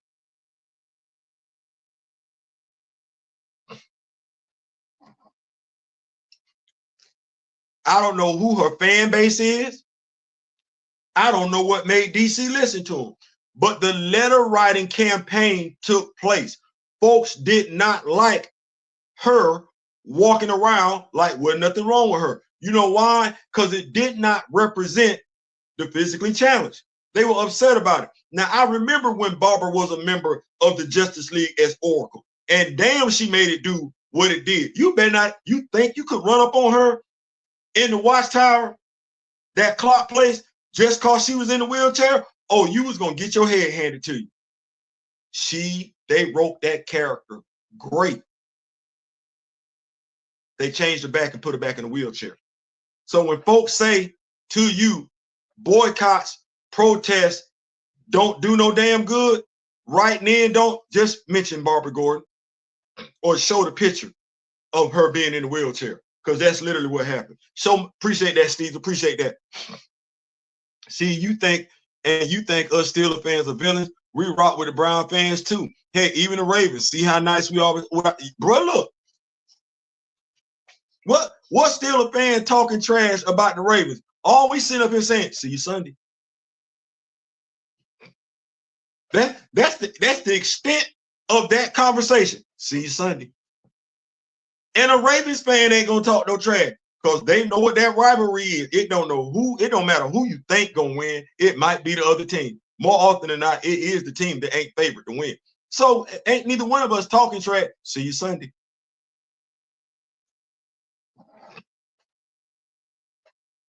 That's what that is. See you Sunday. What's going on? I remember the X-Men. Mr. Smith was back around doing it. Scott, Gene, Warren, Hank, and Bobby. That's the original 5. It ain't too much for me to ask somebody if they know that's the original 5, because I literally had a movie fan tell me what the original 5 was, and he went off of what he saw in the movies. You're not an X-Men fan. You're not researching that which you say you're a fan of. And if you're not researching that which you say you're a fan of, you don't care about that which you say you're a fan of, which when it's all said and done, mean you're not a fan. I don't care about BP3. Listen, BP3 sound like some medicine. Sound like I'm supposed to be taking something because I got a cold. Give me the original Defenders. Hulk, Doctor Strange, Silver Surfer, Namor.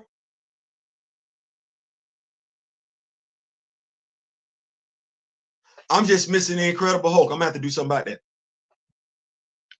The Eternals aren't moneymaker. I see the Eternals aren't moneymaker in the count. No, they're not. No, they're not, because they could have kept that Avengers versus X-Men versus Eternals. Personally, I wanted Alpha Flight, Uncanny X-Men, X-Force, X-Factor, Excalibur films show for years. I go back to it. Don't make me get back on my Alpha Flight tangent.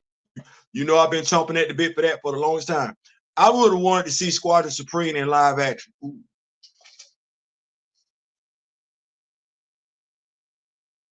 I think the way to bring that out, I would. Because we've had many variations of the Squadron Supreme over the years. I believe a updated version of that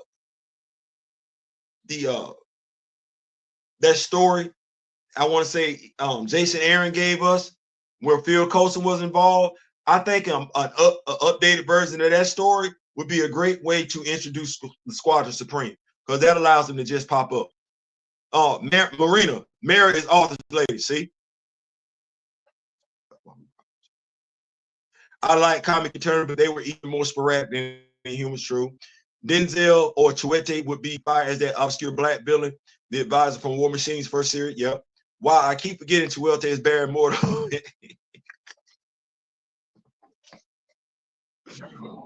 Hey,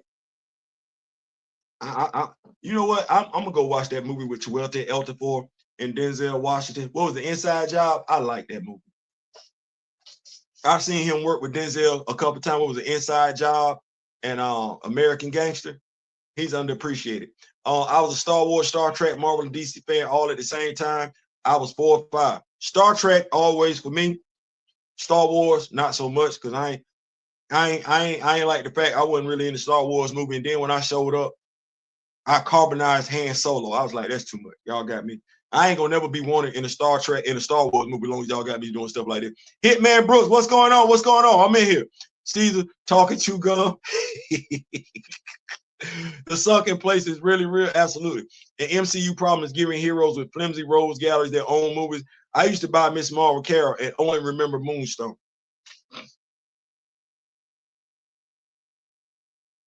Yeah, it's crazy we ain't seen her, but that's her arch nemesis. I don't know why we. Never mind. We comic book fans. We expect too much. She ran afoul of Deathbird back in the day, Paul. Yep. We talk about the movie, but we don't go see the movie. I remember D-Real. That part there, yeah. Marvel, they're like, thanks, boy. I'm here on work break. Appreciate you pulling up, Paul. Yeah.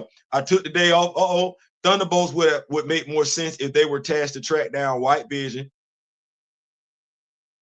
I still think Val had Maria Rambo marked to get White Vision thing running.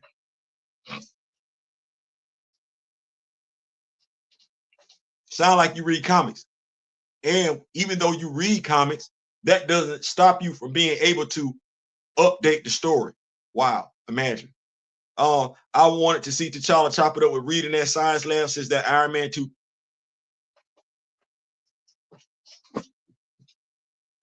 Maybe Toussaint gonna do it.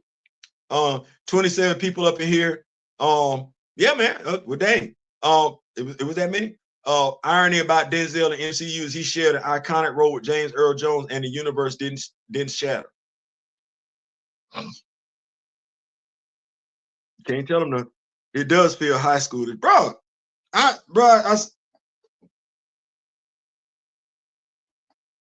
Like I said,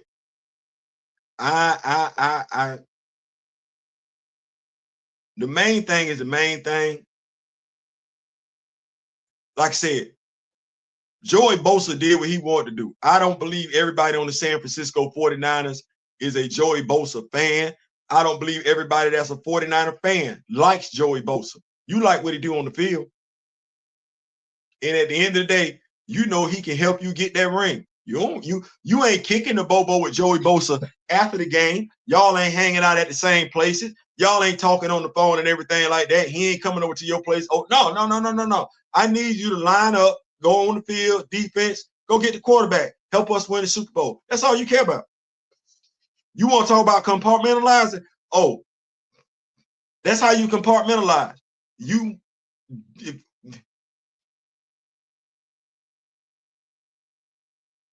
But hey, I'm going to say it like this. I knew what it was, and people can feel how they want to feel.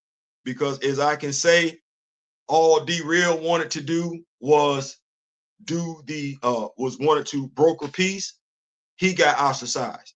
If I can sit up here and say, my brother Juju, all he wanted to do was share a video, and that's how he found out he was blocked.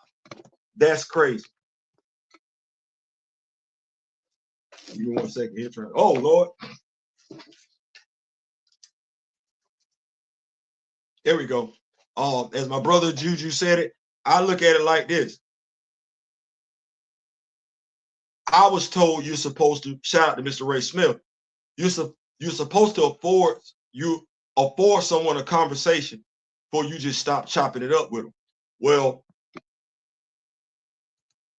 like I said, you see me do comic book reviews by myself.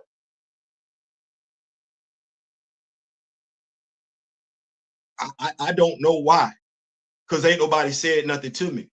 And you would like to, and I never said anything bad about said person. So you would like to think that a conversation would be warranted in regards to, well, I don't feel comfortable doing comic book reviews. Oh, no. We didn't say any of that, which is crazy, because if something similar popped off, we would want folks to have conversations with us. That's what we would do. But we don't treat other folks. I'm sorry, I see it. We don't treat folks the way we want to be treated. We treat folks the way we want to treat them. Well, that's a wild moment for me. But as myself and D-Real have said, none of that stopped us from moving. It was always about Black Panther, recast T'Challa. That message has stayed consistent. It ain't gonna move. It was always about growing the knowledge about Black Panther, the characters of Wakanda. That message ain't changed. It still is what it is. It was about imagery and representation in regards to Black superheroes. Well, damn, who talked to us? We didn't get into this for that. D-Real and I are like-minded, so we stay together. But we didn't get into this to make friends. That's not what we didn't get into this for clicks and likes. That's not what that was. We saw a lane that needed to be filled. That's what that was. We saw a lane that needed to be filled. We weren't trying to fill that lane to gussy up the folks. We didn't fill that lane to get a job working at Marvel. We did not fill that lane trying to get a job working for Marvel Comics. We filled that lane because as far as we were concerned, nobody else was calling it for what it was in regards to us looking stupid on film. Nobody was calling it for what it was for us not being represented in these comic books, even though regardless of the size of the demographic, we still are a demographic that buys comic books. We didn't see nobody in that lane, so we filled it. And regardless of how people conduct themselves, we're not moving. We right there. And since we've been in that lane, ain't nobody doing it the way we doing it. So feel how they want to feel. Who blocked Juju? I'm gonna let Juju tell you that one. I'm gonna let Juju tell you that one, because I can't tell you. He just went to share a video to share some light on T'Challa, and he found out he was blocked. And Juju ain't said an ill word about nobody. So that was a wild moment for me, but that tells me about the credibility. That tells me about the character of the person. Now, I can say what I want us to say. All it is words. It's your actions going to either prove my words right or prove my words wrong. So it is what it is. And match wits and hands with, yeah, all that. Panthro. I did. They ignored the ish out of us, up them with a mighty middle finger. They thought we were beneath their notice. Not so much now, huh? Grade 8. Someone Fifi's got hurt. Hey man, I don't know. I don't know. Cause me for mine, I didn't know I was blocked either. I was getting ready to send out a tweet, and it said I was following somebody. I'm like, well, no, I would never follow you again, because I don't ever want you to think. I don't ever want you to think that I need you for content. Like, no, I don't want to see what you're doing. I don't. So it was when I hit unfollow, it showed me that it's crazy, because it was just a few days ago. I told D-Real, I said, damn, I just found out I was blocked.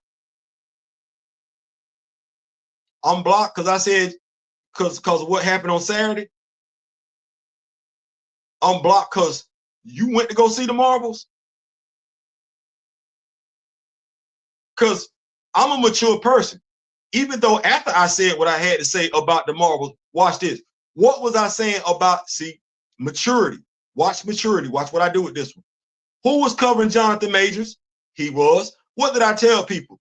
Go over there because he's covering Jonathan Majors. We weren't interacting in. Did it matter?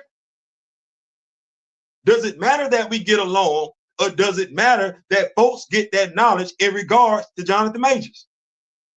No, it don't matter if we talk. It don't matter if I like you. It don't matter if you like me. What matters is the truth gets out in regards to Jonathan Majors. And he was putting it out. So what did I tell people? Go listen to him.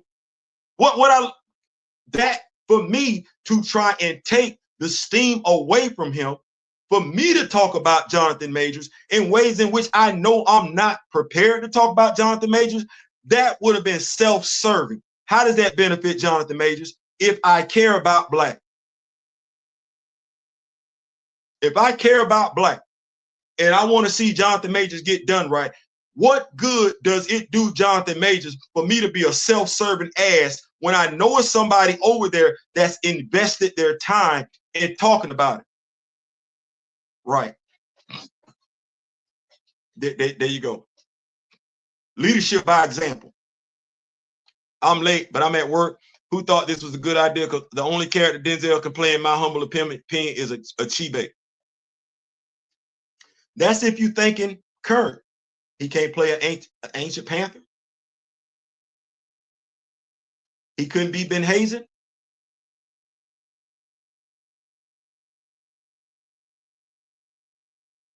Okay, well, I'm telling. I'm just he could have been an ancient Panther.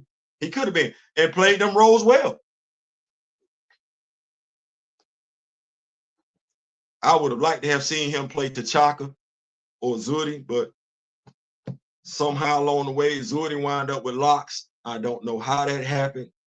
Zuri wound up light skinned. I guess I could be a Zuri, huh? Y'all do tell me I'm a Zuri, huh? I guess that's who I can be, a Zuri. I can't be nobody else. I never would have thought I could have been a Black Panther, but clearly I can be a Zuri. Had no idea. I'm the right complexion. I got now. Here we go. Who influenced that?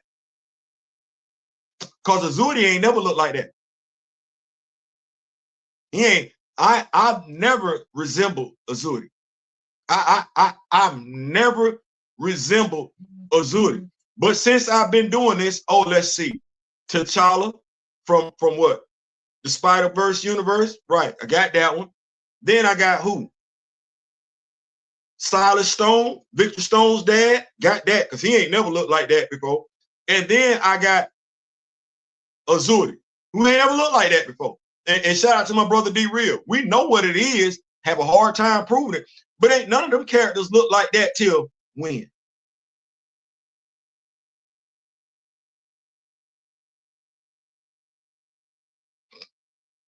When them characters look like that, because they never, and I mean never, look like that. Imagery, representation. You never know who's looking at you. He said soft as medicated cotton ball. This kid say all the smoke. My sentiments with Hunter exactly. CM has why?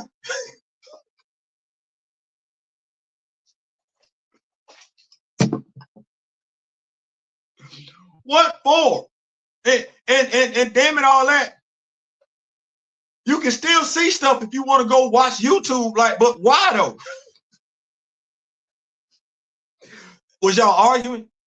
Because I understand if y'all arguing and everything like that, because everybody want to do all that. But if y'all weren't arguing, we practicing tribalism now, we clicking up. I thought it was about Recast the channel. Never mind. Never mind. I thought about the character. Sorry. I wanted Wakanda's packing big 90 guns like in comic. You see what my Hatu got, right? You see what my Hatu got? Oh, we got the smoke.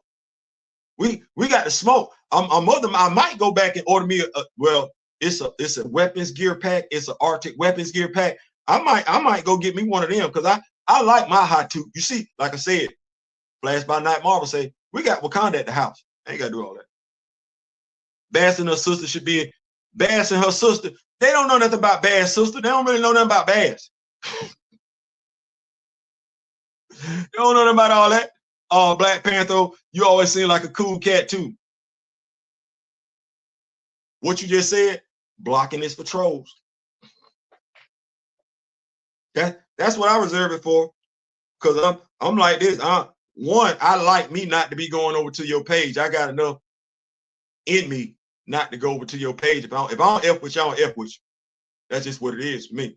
Now, I don't know why you, because if you think about how I got into this thing, and me and D Real, I'm not trying to be funny, but Daryl and I were looked at as the elders for our knowledge. It wasn't necessarily the folks we was working with.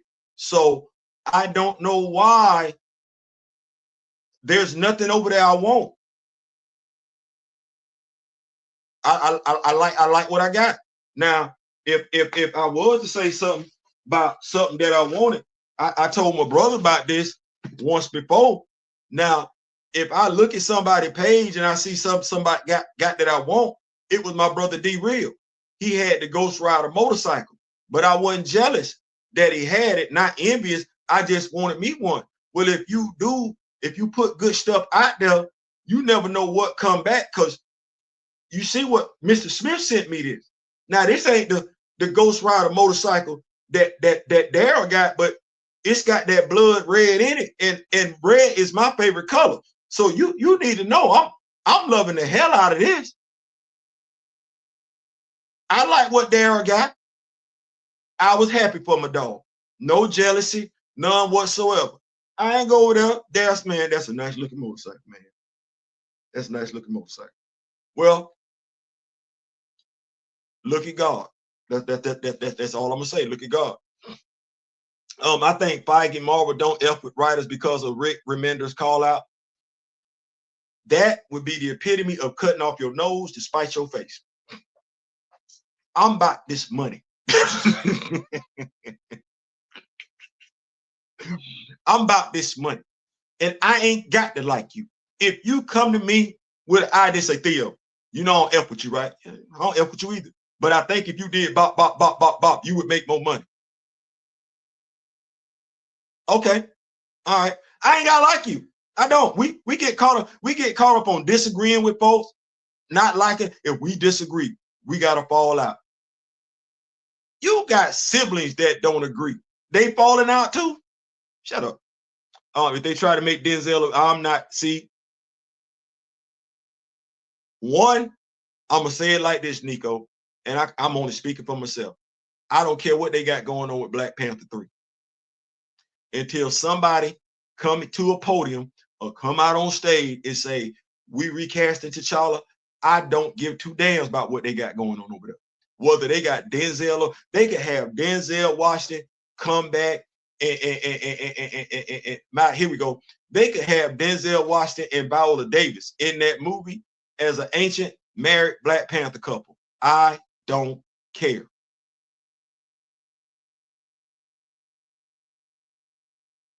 You can say that one more time.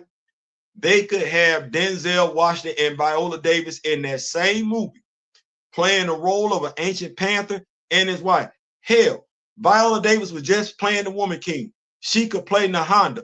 I don't care.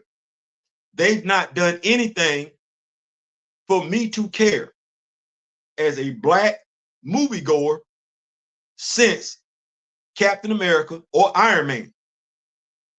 I only went because I'm saying, okay, well, they updating the story. But if I look at how all my characters been treated, there's nothing the MCU can do for me. Ed Brubaker called him out too. Yep. I wanted that scrapped Avengers Skrull Invasion game. Look it up. Listen, like I said, we got Skrulls at the house.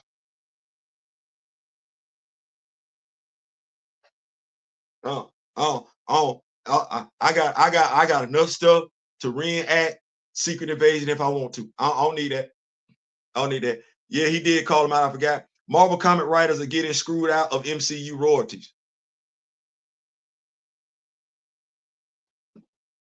You know how you lose money when you're concerned about sharing money. You lose money when you're concerned about sharing money. Let me say it one more time. You lose money when you get so preoccupied with sharing money. You got all these singing groups, all these former singing groups. I bet they wish they'd have kept their black asses together.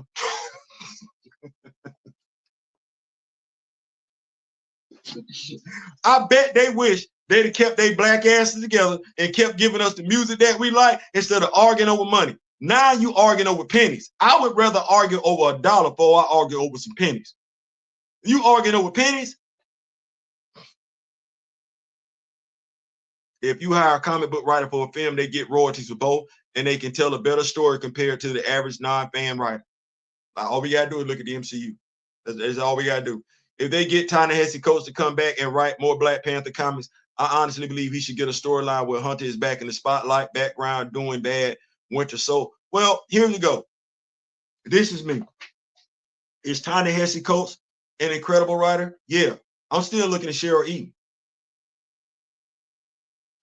He got 50. And he might be doing something right now.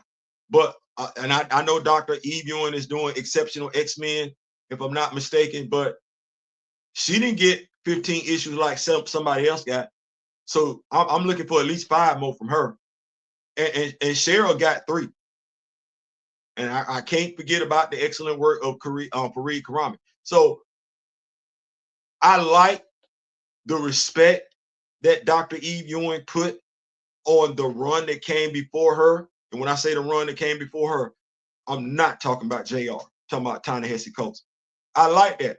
I like the way Cheryl Eaton was spinning the story forward. I need that.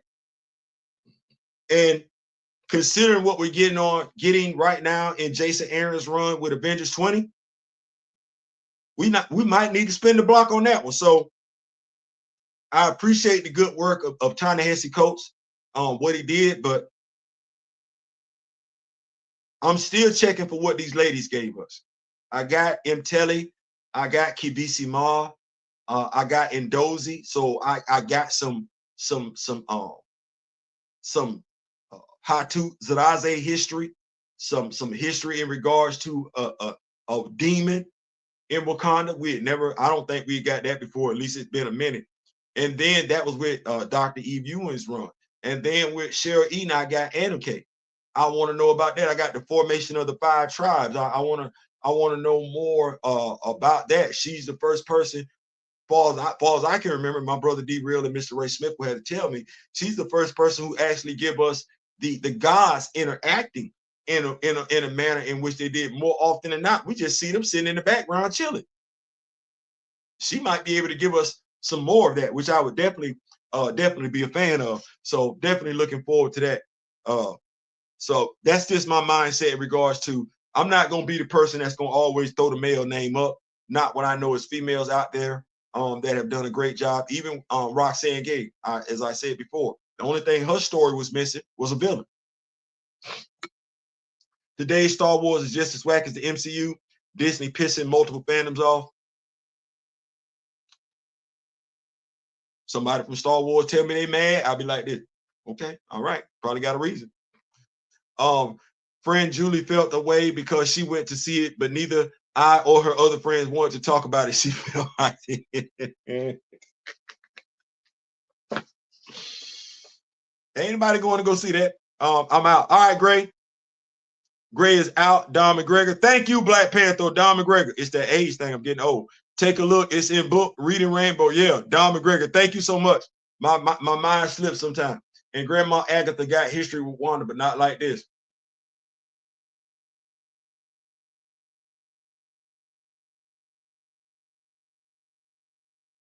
And I'm a fan of them stories too. Like I ain't lying. Remember in the Fantastic Four when she took on the Salem 7? You remember that? I'm gonna have to go back and get me some of that right now. You remember that? Do you remember that run? She took on the man. All right, never mind. I find it hilarious. They de-age comic actors to like 20 these days. I mean, Catherine Hahn looks good for her age, but she don't look.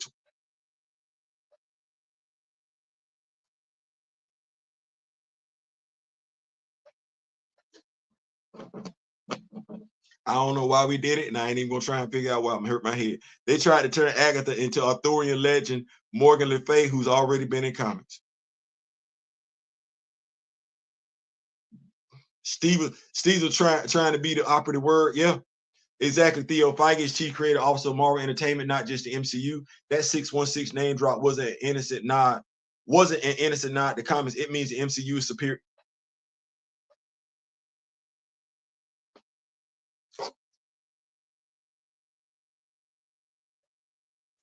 You can't supplant what came before you. It's too many folks out here his age still living. And I ain't trying to be funny. He will probably beat some people to the ground before they do. So you still got baby boomers and Generation X. How you gonna misrepresent that story? And there's so many of them out there.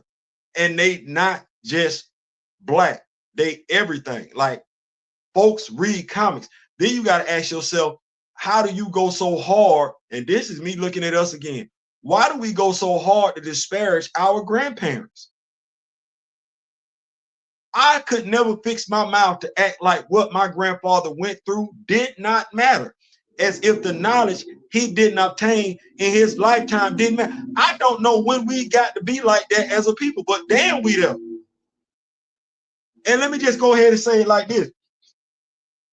When did you get it to yourself as a 30-something-year-old black male to act like you knew more than your 50-something-year-old father? When you fix your mouth to run up, you that bold? That's how I know when it's all said and done, we didn't F up completely when it comes to black males in the home. Because we got men in their 30s, disrespectful as hell, black men that will give their ass to kiss to the black dude that's in his 50s. That tell me you ain't got no father. You ain't never built a relationship up with an older man, nor do you care to. You need to watch out because you might not make it to that older man's age. because that's where the advice come from. I don't know what we got going on in our community. And then, ooh,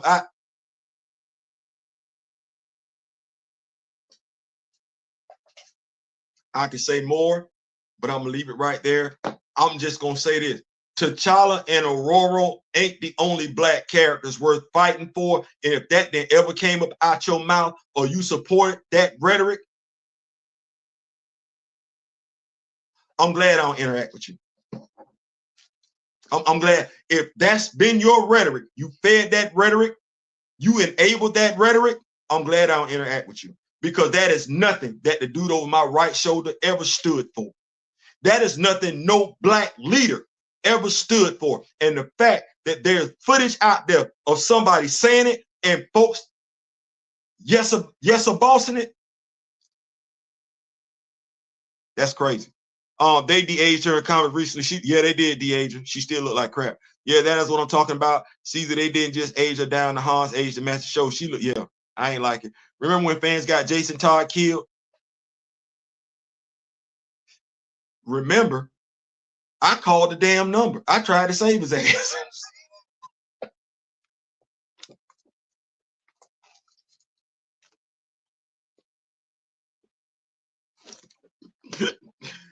Oh my God. Listen, I tried to call to save the dude. He called me Captain Save him. I don't care. I tried to say, I called that number. And that's why Jason Todd took a dirt nap. But fans ain't got no power. Crazy. Crazy. Did I hear Ravens? We ain't got nothing bad to say about the Ravens, Grand Madam. We ain't got nothing bad to say about Big Chad. What's going on? My defenders lineup would be Hulk, Strange, Silver Surfer, Namor, Valkyrie, maybe Hellcat. I just ain't got hope. I gotta do something about that. My mother's a diehard Star Trek fan, so that's like my original fandom growing up. Man, look, say something about Lieutenant Uhura if you want to.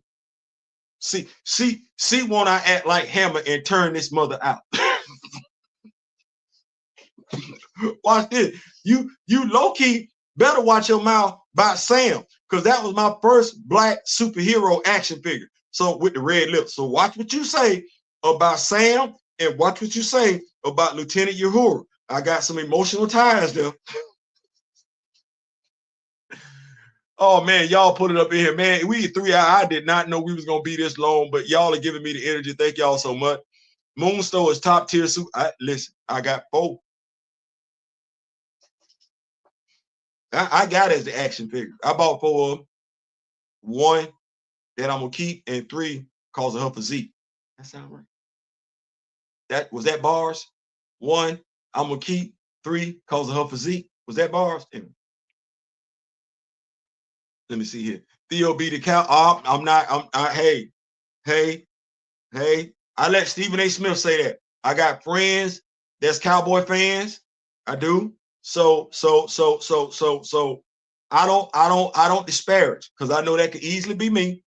It easily could. So I'm the dude that just would not be fun at a trash talking contest. Because you be like, Theo, bop. You say it about my team. I'm like, okay. But then again, I got 6 rings over here. I got 3 natties over here because we won a natty in 1968, the year I was born. I'm talking about the Georgia Bulldog. We just don't claim it. But so I got 4. So I'm good. There's some fan bases ain't got that. I got 3 Georgia, 6 Pittsburgh. Okay. It's some folks that ain't got that. I'm grateful for what I got, so I ain't gonna ever get caught up in that trash talk. Some cats can't take an L and keep it moving. I don't know why. When you first tried to walk, you took an L. You got better, you made them steps count. When you use your first word, you took an L because you got it wrong. They ain't got nothing to do with today. Like I tell people, wrong is a sign of evolution. The first thing you do when you do it wrong. How you know how to do it right if you ain't never done it before? Right. Being wrong is a necessary step. Damn, I'm late. Salute to the tribe. What's going on now? Tell them. What's going on? I would tag out. Go ahead. Hey, man, go get that workout. Send me the workout program. I need you and Juju to send me y'all workout programs and everything. We at 180. We at 180. Y'all know the goal is 195. We said we wanted to be in superhero shape. So we at 180. Yeah, we at 180. We at 180. So you know we trying to put the weight on. Some folks trying to take the weight off.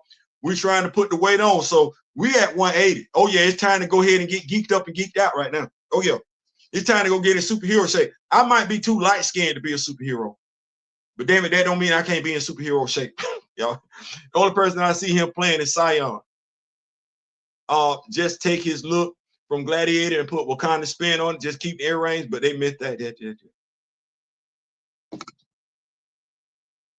Messed it up. What if he's Bashinga?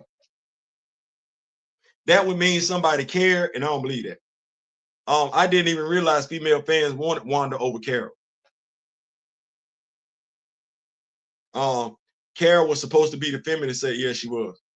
So listen, it's about to be 4 hours. I did not know I was gonna be here this long. That wasn't intended. Y'all saw what I wanted to come in and talk about and everything like that. I wanted to talk in, like I said, congratulations, Denzel Washington being cast. We don't know what you're being cast at, but congratulations once again on being in the Black Panther 3. No, I would not be checking it out, Mr. Washington. You did enough work for me in Glory. You did enough work for me in Training Day, American Gangster. And I'm not gonna see you do. I'm not gonna get to see you do in any Black Panther movie what you did in any Equalizer movie. So I'm good with what I got with you, Mr. Washington. I appreciate you and everything like that. But hey, congratulations. That is what that is. In regards to Black representation, Black imagery, you either are or you aren't. That is gonna be on you. I ain't got nothing to do with that. Folks see how you walk. In regards to woke is about us. Stop feeling like you got to be a part of the get along game and just spinning woke on every word. To the brother that's a social media influencer that voted for Donald Trump, you do the same damn thing. You use the word woke and apply it just like the colonizer did, just like the colonizer does. No, you're better than that. You're better than that. We're better than that. Stop allowing them, racist, hateful people that do not care about what you care about, do not have your agenda for concern. Stop allowing them to smile in your face and steal our culture and then degrade it. Stop. Do a better job with that one. As far as this other stuff, Juju did nothing wrong. D-Real did nothing wrong. Black Panther did nothing wrong. If the thing that's wrong is them knowing me, that's wild. That's wild. But in regards to getting T'Challa recast, you've been asking Kevin Feige for 3-4 years now why he made the move he made, when Derek told you 4 years ago why he made the move he made. So we already know the answer. The question now is, what are you? Because see, I'm ostracized. I'm kicked off to the side because I saw the video. What are y'all gonna do to move the needle forward in regards to getting T'Challa recast with a multi-billion-dollar company? What are you gonna do? That ain't no answer for me. I ain't got to answer that question. I know what I'm doing. It's the same thing I've been doing. It's the same thing I'm going to continue to do. Boycott the MCU. No T'Challa, no dollar. My black can't be bought. It's not conditional. And I don't need, nor do you. Let me speak strength. You don't need the MCU to provide entertaining content to the people that rock with you. You feel like you do. You don't. They're not coming there for you to do that. They coming there to be with you.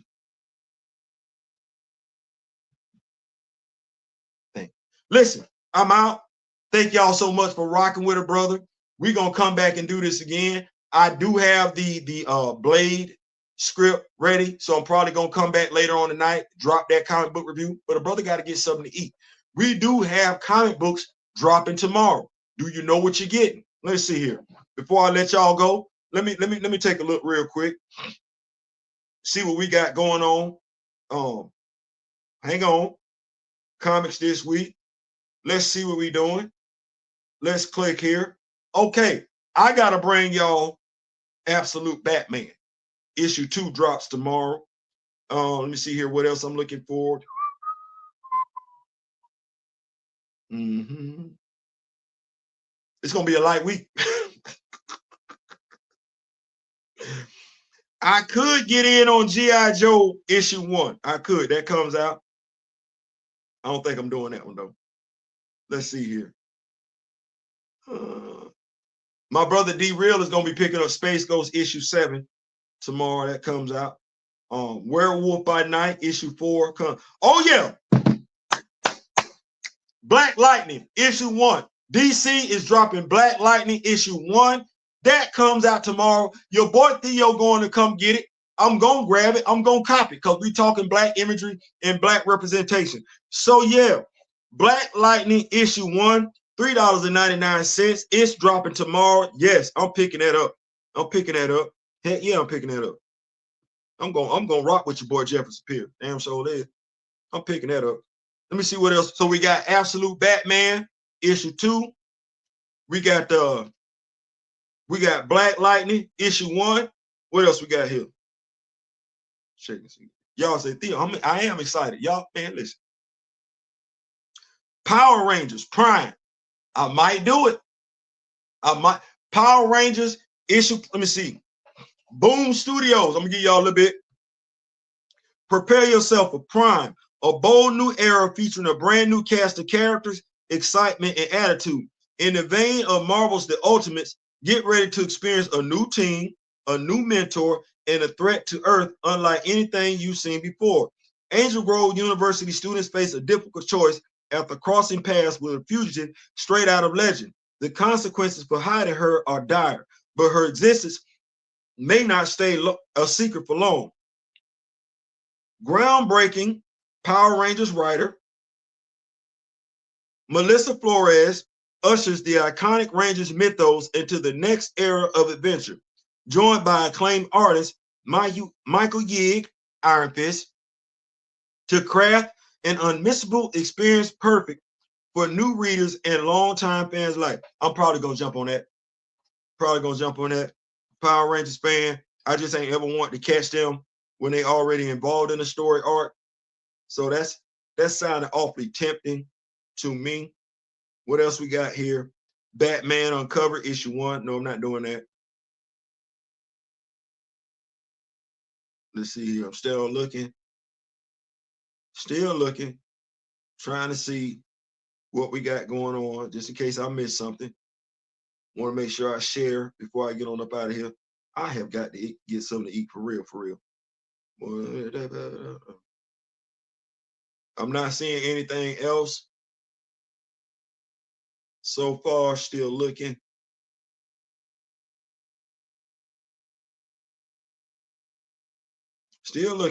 I'm trying. Because you know we got, watch this. You know we have comics that don't come from the big two, right? So you got to be looking. Everything don't come from the big two.